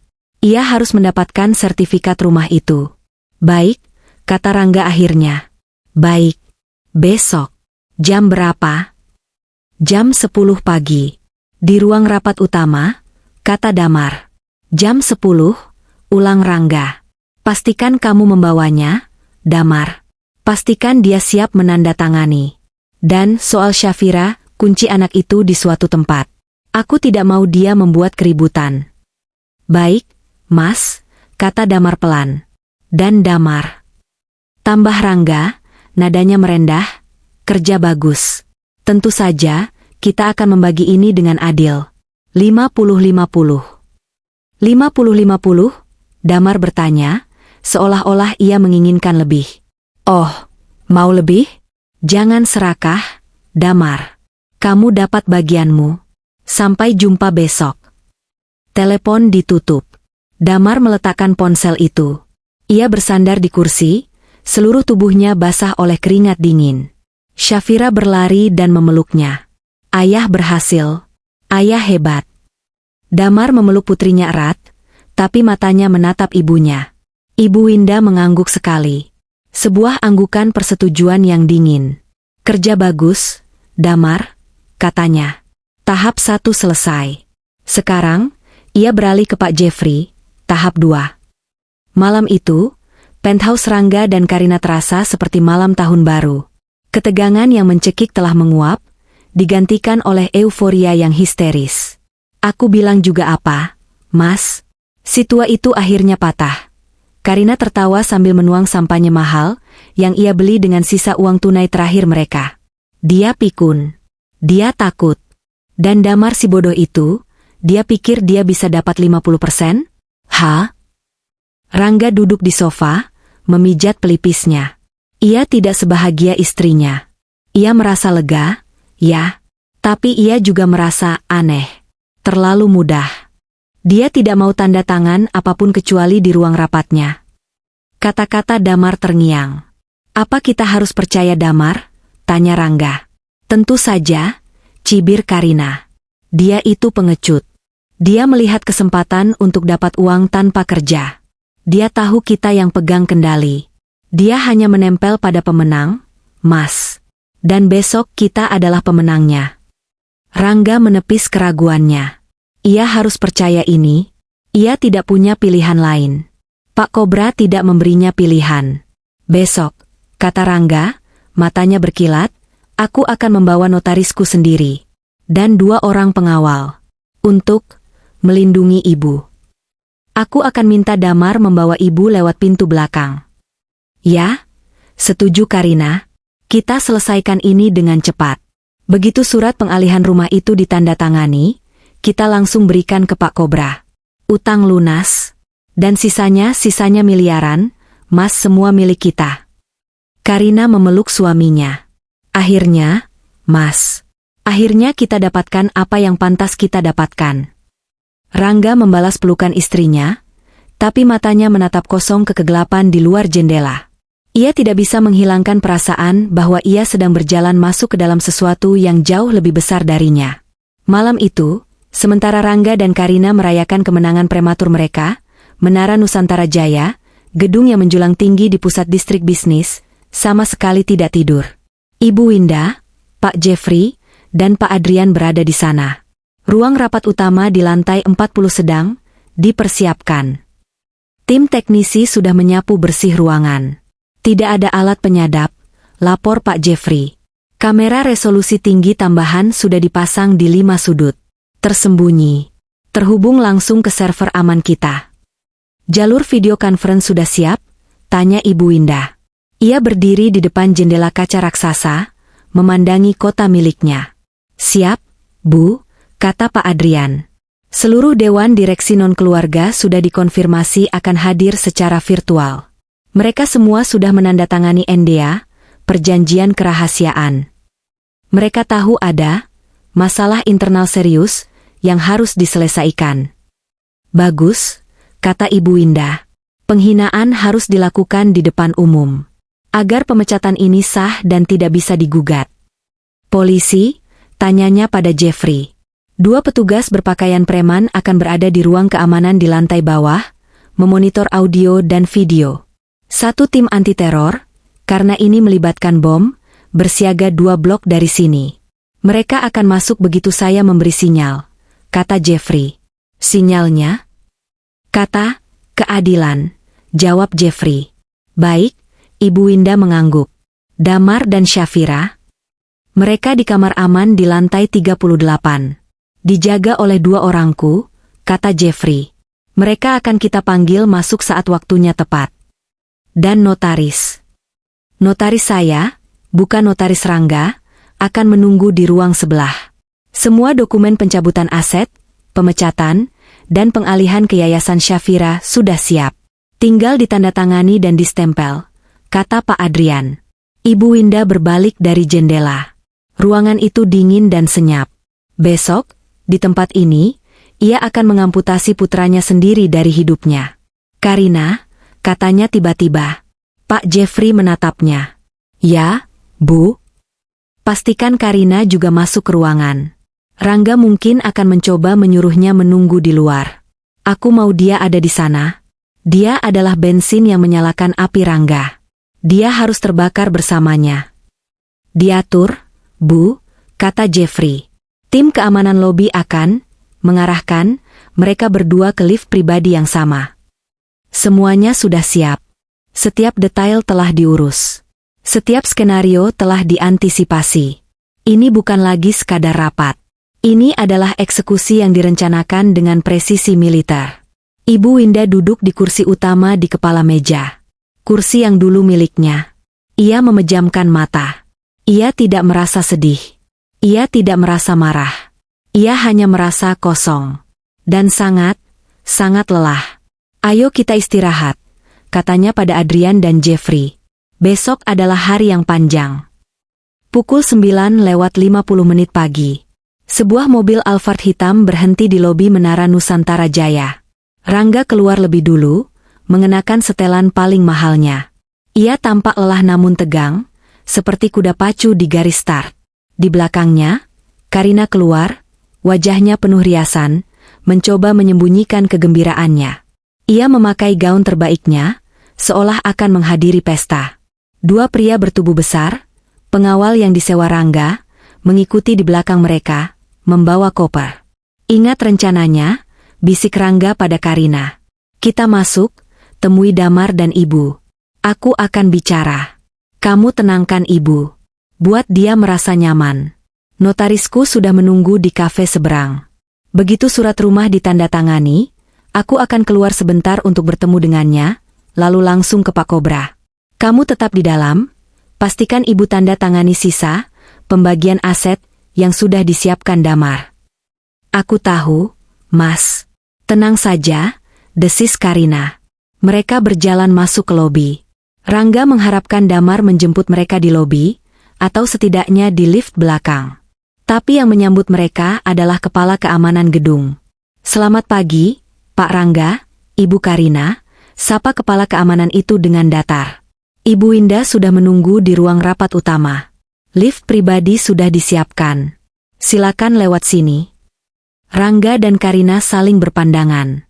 Lift pribadi, ruang rapat utama, ini terasa terlalu resmi. Mana Damar? Tanya Rangga curiga. Pak Damar sudah menunggu di atas bersama Ibu Winda. Jawab kepala keamanan itu. Keraguan Rangga kembali muncul. Pengawal saya ikut. Tentu saja, Pak, kata kepala keamanan itu, terlalu mudah setuju. Silakan. Lift naik dalam keheningan yang menyesakan. Karina merapikan rambutnya di pantulan dinding lift. Rangga merasakan keringat mulai membasahi kerah kemejanya. Ding! Pintu lift terbuka di lantai 40. Koridornya sepi.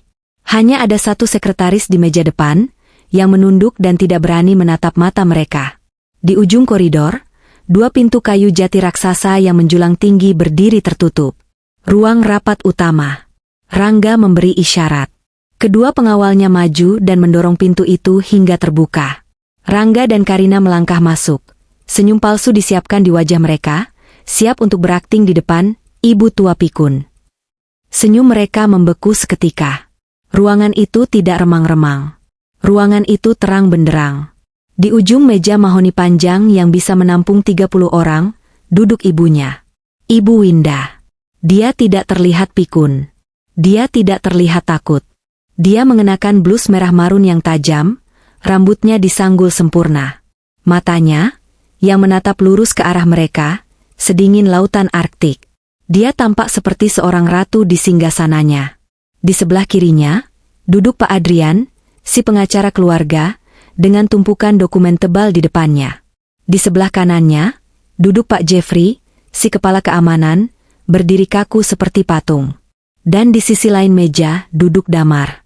Ia tidak terlihat seperti orang yang memegang kendali. Ia terlihat pucat, tapi tatapannya mantap. Ia duduk di sisi ibunya. Lalu, Rangga menyadari hal lain. Layar raksasa di dinding menyala. Di sana, ada belasan kotak video call. Wajah-wajah seluruh dewan direksi non-keluarga.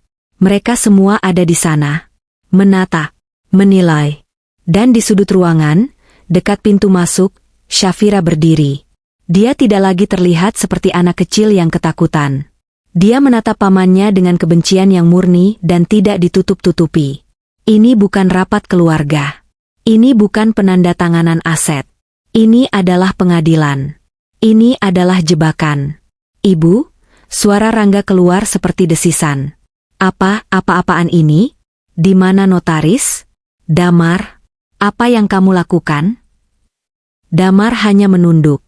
Karina, yang menyadari situasi lebih cepat, langsung panik. Ibu pasti salah paham. Ini Damar, Bu.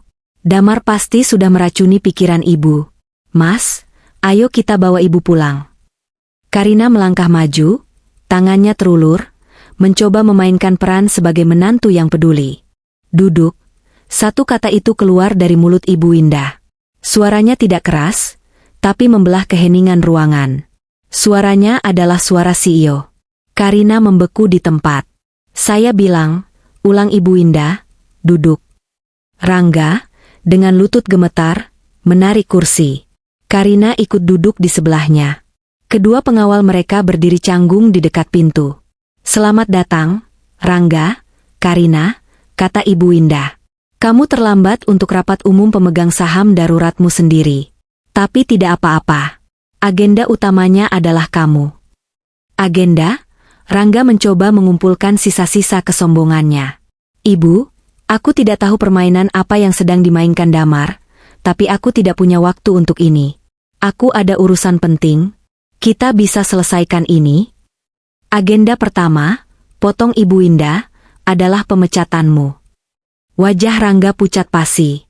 Apa? Pemecatan? Ibu tidak bisa, ibu sudah pensiun. Aku direktur keuangan. Pak Adrian, kata Ibu Indah. Pak Adrian berdiri. Sesuai mandat dari pemegang saham mayoritas, Ibu Indah, yang memegang 65% saham pengendali, rapat ini sah. Kami telah melakukan audit internal penuh terhadap divisi keuangan selama 72 jam terakhir. Layar raksasa berganti, menampilkan diagram alir keuangan. Ditemukan penyelewengan dana perusahaan sebesar 15 miliar rupiah. Lanjut Adrian, suaranya datar. Dialihkan ke rekening-rekening cangkang yang semuanya terlacak kembali ke rekening offshore atas namamu, Rangga. Digunakan untuk proyek fiktif dan melunasi utang pribadi. Itu bohong, teriak Rangga, melompat berdiri. Itu fitnah. Aku tidak. Laporan audit ini sudah diserahkan ke OJK dan kepolisian pagi ini. Lanjut Adrian, seolah Rangga tidak bicara. Atas nama Dewan, kami mengajukan mosi pemecatan tidak hormat terhadap Direktur Keuangan, Rangga Wijaya, dengan tuntutan ganti rugi penuh. Para dewan di layar mulai berbicara satu persatu. Setuju. Setuju. Pecat. Ini konyol. Karina menjerit. Kalian tidak bisa melakukan ini. Ibu. Sadarlah. Mereka memanfaatkan ibu. Ibu kan sudah pikun. Bilang sama mereka, Bu. Ibu Winda menatap Karina. Pikun? Tanyanya lembut. Ia menoleh ke Pak Jeffrey. Pak Jeffrey melangkah maju. Ia meletakkan sebuah perekam suara kecil di atas meja dan menekan tombol play. Ruangan itu hening. Lalu, suara Karina terdengar, jernih dan tajam. Sudah diatur. Jam 3.30 sore. Teknisi palsu itu sudah memasang timer di regulator gas boom. Karina terkesiap. Ia menutup mulutnya. Suaranya sendiri. Lalu suara Rangga. Apa itu aman? Maksudku, apa akan terlihat seperti kecelakaan? Rangga ambruk kembali ke kursinya. Seolah tulangnya baru saja dicabut. Ia menatap Damar dengan tatapan membunuh. Kamu merekamku? Bukan dia, kata Syafira dari sudut ruangan. Suaranya gemetar tapi kuat. Aku yang merekamnya. Saat Paman dan Bibi datang ke rumahku, mencoba meracuni ayahku. Karina mulai terisak histeris. Tidak, itu tidak benar itu. Agenda kedua, lanjut Ibu Indah, suaranya kini bergetar karena amarah yang ditahan. Percobaan pembunuhan berencana. Pak Jeffrey mengganti tampilan di layar utama. Kini menampilkan foto-foto close-up dari alat peledak canggih yang terpasang di kompor gas ibunya. Ini bukan kebocoran gas, Rangga, kata Pak Jeffrey. Ini Improvised Explosive Device. Rakitan militer. Cukup kuat untuk meruntuhkan separuh rumahmu. Dan membunuh siapa saja di dalamnya. Wajah para dewan di layar tampak ngeri. Kami sudah menangkap rakitnya. Namanya Aldi, lanjut Jeffrey. Dia sangat kooperatif setelah kami tunjukkan bukti bahwa dia juga akan dihilangkan setelah tugasnya selesai. Dan, tambah Jeffrey, dia memberi kami nama bosnya, Pak Kobra. Jika tadi Rangga pucat, sekarang ia berubah menjadi abu-abu. Kami tahu tentang utang judimu, Rangga. Kami tahu kamu menukar nyawa ibumu sendiri untuk melunasi utang 10 miliar, kata Ibu Winda. Suaranya pecah. Kamu, anakku, menukar ibumu dengan uang. Tidak Ibu, aku bisa jelaskan. Rangga tergagap. Dia yang memaksaku. Pak Kobra, dia mengancam keluargaku. Dia mengancam Vino, anakku. Dan kamu memilih mengorbankan ibumu untuk menyelamatkan dirimu? Tanya Ibu Winda. Rangga tidak bisa menjawab. Ia hanya menunduk, tubuhnya gemetar hebat. Selesai, kata Ibu Winda pelan. Ia menatap Pak Jeffrey. Sudah waktunya. Pak Jeffrey berbicara ke mikrofon kecil di kerahnya. Kita butuh keadilan di lantai 40. Rangga mengangkat kepalanya. Keadilan? Apa? Kedua pengawal Rangga di dekat pintu tiba-tiba bergerak, mencoba meraih Rangga. Tapi pintu di belakang mereka terbuka lebih cepat. 6 petugas berpakaian preman, dipimpin oleh tim anti-teror, masuk ke ruangan. Polisi, jangan bergerak. Kedua pengawal Rangga, yang ternyata adalah orang-orang Pak Kobra yang dikirim untuk memastikan Rangga tidak kabur, langsung dilumpuhkan. Dua petugas lain berjalan lurus ke arah meja. Rangga Wijaya, kata petugas itu. Anda ditahan atas dugaan penggelapan dana, persekongkolan, dan percobaan pembunuhan berencana. Karina Wijaya, kata petugas lainnya. Anda ditahan atas keterlibatan dalam persekongkolan pembunuhan. Tidak. Lepaskan aku. Aku tidak tahu apa-apa. Karina menjerit, meronta saat tangannya diborgol. Ini semua salah dia. Salah suamiku. Aku tidak tahu soal bom. Lepaskan. Rangga tidak melawan. Ia hanya duduk diam, tatapannya kosong. Dia kalah. Dia hancur. Dia terjebak dari semua sisi. Saat polisi menggiringnya keluar, matanya bertemu dengan mata ibunya. Ibu. Bisiknya. Ibu Winda hanya menatapnya. Tidak ada air mata. Tidak ada kemarahan. Hanya kekosongan. Ia memalingkan wajahnya. Pintu kayu jati yang berat itu tertutup. Suara jeritan histeris Karina yang memanggil-manggil nama anaknya. Vino, Vino, masih menggema sesaat di koridor sebelum akhirnya lenyap. Di dalam ruang rapat utama, keheningan yang tersisa terasa pekat dan berat, seperti debu yang baru saja mengendap setelah ledakan. Belasan wajah dewan direksi di layar raksasa masih menatap, rahang mereka terkatup rapat. Mereka baru saja menyaksikan, secara langsung, drama keluarga yang lebih kelam dari sinetron manapun. Mereka melihat penangkapan direktur keuangan mereka sendiri, atas percobaan pembunuhan ibunya. Ibu Winda adalah yang pertama memecah keheningan. Ia menatap lurus ke kamera. Profesionalismenya kembali dalam sekejap. Bapak dan ibu sekalian, katanya, suaranya tenang dan tegas. Anda sudah melihat buktinya. Masalah internal ini telah ditangani. Pak Adrian akan mengirimkan salinan digital dari semua bukti audit dan bukti hukum untuk catatan Anda. Perusahaan ini akan terus berjalan. Seorang anggota Dewan Senior, Pak Gunawan, akhirnya angkat bicara, suaranya masih terdengar serak. Ibu Winda, kami turut prihatin atas apa yang menimpa Ibu. Ini sungguh tak terbayangkan. Apa yang bisa kami bantu? Jaga perusahaan ini, jawab Ibu Winda singkat. Saya telah mencabut hak Rangga Wijaya dari semua lini. Pak Adrian akan memfasilitasi RUPS luar biasa minggu depan, untuk secara resmi menunjuk penggantinya. Untuk sementara, saya dan Dewan Pengawas Yayasan saya akan mengambil alih pengawasan. Dewan mengangguk serempak. Mereka tahu siapa pemegang kekuasaan yang sebenarnya. Rapat ditutup, kata Ibu Winda. Satu persatu, layar video itu padam. Ruangan itu kembali sunyi. Kini, hanya tersisa mereka berlima. Ibu Winda di singgasananya. Pak Adrian dan Pak Jeffrey di sisinya, seperti dua benteng. Dan di seberang meja, Damar dan Syafira, duduk berdekatan. Semua mata kini beralih pada Damar. Dia adalah gajah di dalam ruangan. Dia tidak diborgol.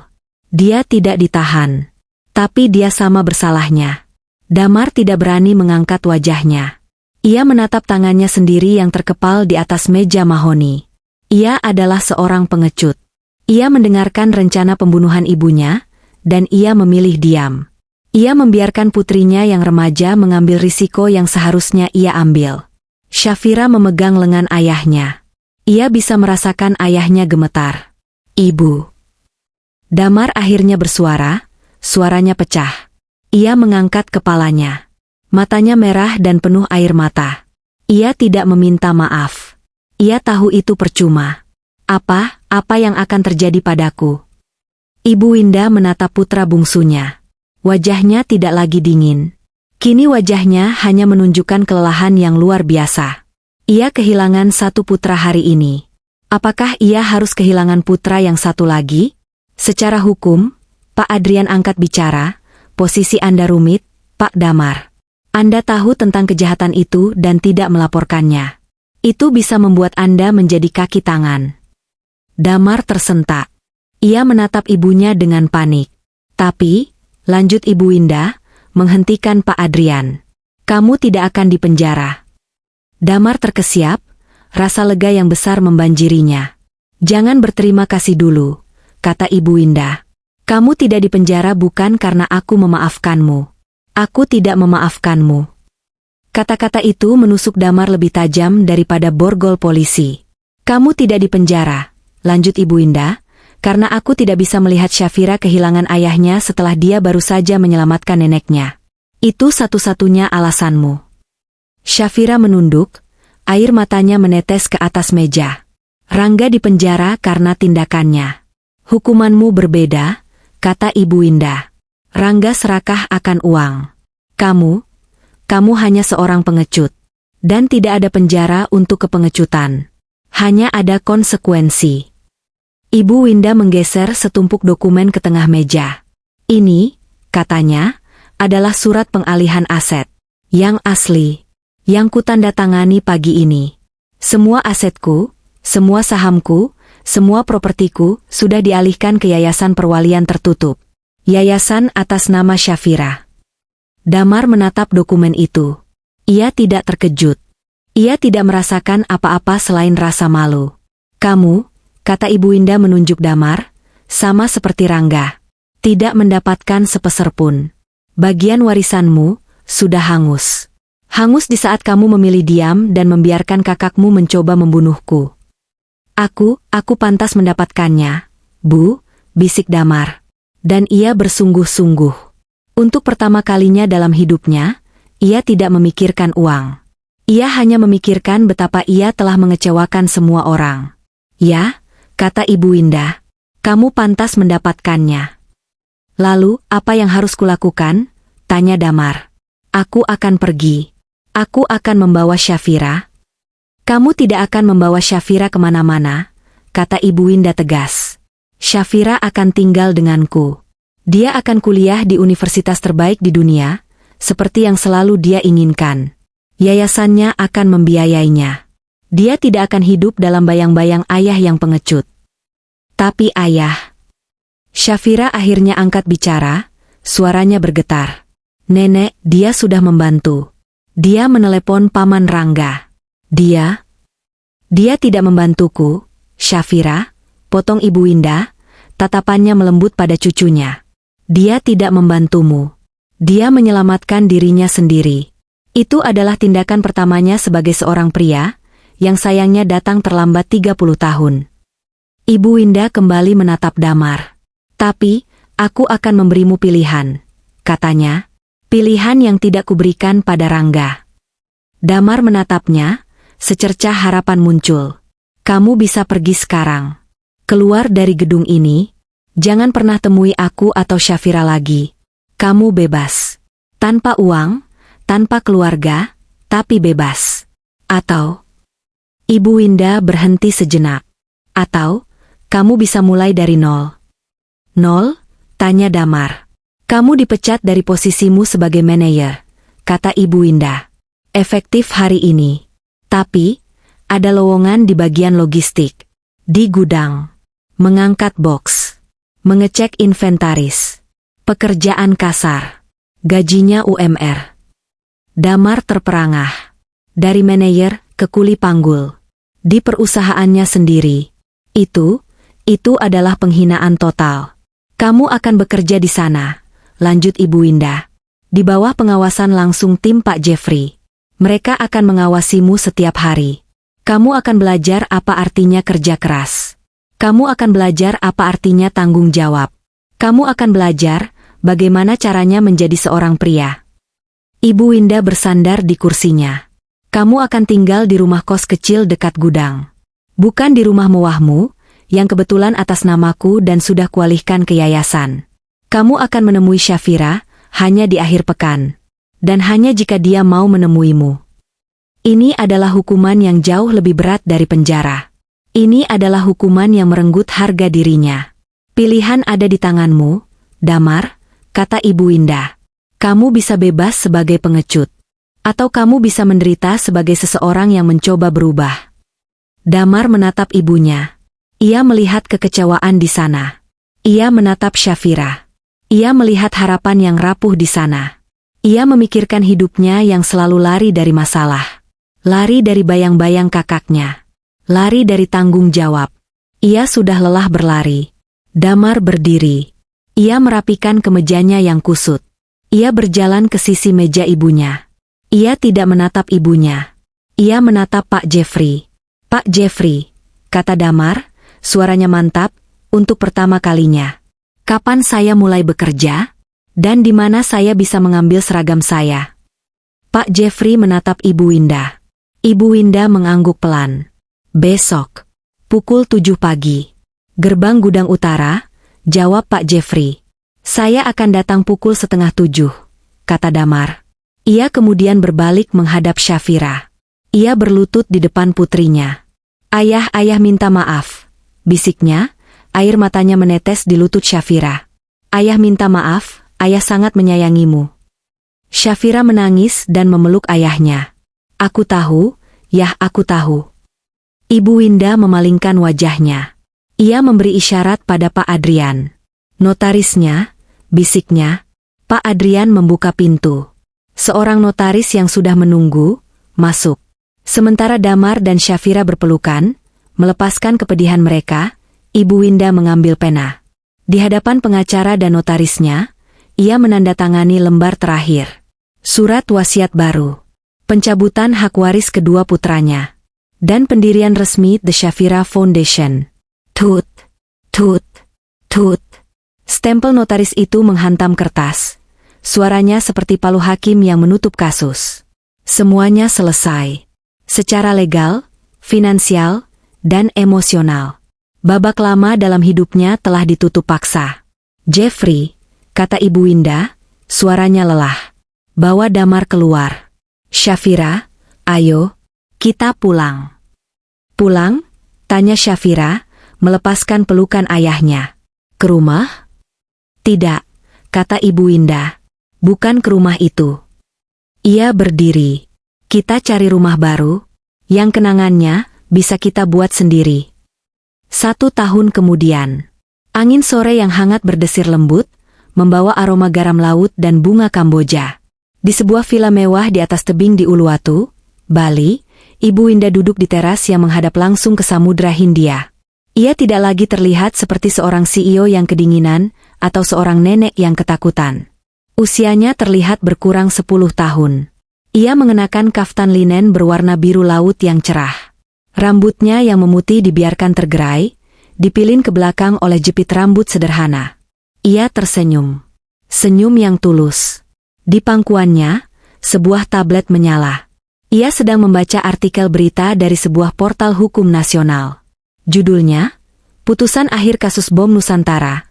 Rangga Wijaya divonis seumur hidup, istri dapat 20 tahun. Ibu Winda menyeruput es teh lecinya. Ia membaca detailnya dengan tenang. Rangga Wijaya, putra sulungnya, terbukti bersalah atas semua tuduhan. Penggelapan dana miliaran rupiah, persekongkolan kriminal, dan puncaknya, percobaan pembunuhan berencana terhadap ibu kandungnya. Hakim menyebut tindakannya tidak berperi kemanusiaan dan melukai rasa keadilan terdalam. Ia divonis penjara seumur hidup. Karina, istrinya, mencoba bermain sebagai korban. Dalam persidangan, ia histeris menyalahkan suaminya, mengklaim ia tidak tahu apa-apa soal bom. Namun, rekaman audio yang diputar Syafira, rekaman di mana ia dengan dinginnya berkata, "Boom," menghancurkan pembelaannya. Ia divonis 20 tahun penjara karena ikut serta dalam persekongkolan. Artikel itu berlanjut. Seluruh aset mewah mereka, penthouse, mobil sport, perhiasan, disita oleh negara sebagai bagian dari ganti rugi atas penggelapan dana perusahaan. Mereka dinyatakan bangkrut total. Dan Pak Kobra, berkat kesaksian Aldi dan Rangga, yang putus asa mencari keringanan hukuman, jaringan judi ilegal dan rentenir itu berhasil dibongkar habis oleh kepolisian. Pak Kobra kini menghadapi tuntutannya sendiri. Keadilan telah ditegakkan. Di semua lini. Berita bagus. Nek? Syafira melangkah ke teras, membawa semangkuk irisan mangga. Dia telah berubah. Di usia 18 tahun, dia tidak lagi terlihat seperti anak SMA yang panik. Dia tampak dewasa, percaya diri, dan tenang. Dia baru saja kembali dari orientasi prauniversitas di Singapura. Berita lama, sayang, kata Ibu Indah, mematikan tabletnya. Hanya sudah resmi. Nenek nggak apa-apa? Tanya Syafira, duduk di sampingnya. Nenek? Ibu Indah tertawa pelan. Nenek sedang memikirkan betapa lucunya hidup ini. Ia tidak perlu menyebut nama Rangga, sangat menginginkan rumah tua itu. Dia rela membunuh untuk itu. Sekarang, satu-satunya rumah yang dia miliki adalah sel berukuran 2x3 meter. Dan dia akan tinggal di sana selamanya. Dan Bibi Karina, lanjutnya, dia sangat takut miskin. Dia terobsesi dengan kemewahan. Sekarang, dia harus memakai seragam penjara yang sama setiap hari selama 20 tahun ke depan. Sebuah bayangan melintas di wajah Ibu Indah. Bukan kesedihan, bukan kemarahan, tapi ironi. Mereka mendapatkan apa yang pantas mereka dapatkan. Nek, kata Syafira pelan. Ya, benar, kata Ibu Indah. Seorang pria muncul dari pintu villa. Ia mengenakan kemeja polo sederhana dan celana kargo. Ia lebih kurus dari setahun yang lalu, kulitnya lebih gelap terbakar matahari. Otot-otot lengannya terlihat jelas. Ia tidak lagi terlihat seperti manajer yang lemah. Ia terlihat seperti pekerja. Ibu. Syafira, sapanya. Itu Damar. Ayah, Syafira berlari dan memeluknya. Kapan ayah sampai? Baru saja. Penerbangan pagi, kata Damar, membalas pelukan putrinya. Ia terlihat canggung, namun ada kebanggaan di matanya. Kamu siap-siap berangkat, nak? Minggu depan, seru Syafira. Aku nggak sabar. Damar melepaskan pelukan itu dan berjalan menghampiri ibunya. Ia tidak berani duduk sebelum dipersilakan. Duduk, Damar, kata Ibu Indah. Damar duduk di kursi rotan di seberangnya. Saya membawakan laporan kuartal ini, Bu. Dari Pak Jeffrey, ia menyerahkan sebuah map. Bagaimana pekerjaanmu di gudang? Tanya Ibu Indah, tidak mengambil map itu. Damar tersenyum kecil. Panas, Bu. Tapi, saya sekarang sudah hafal semua kode inventaris. Dan saya baru saja diangkat jadi supervisor logistik.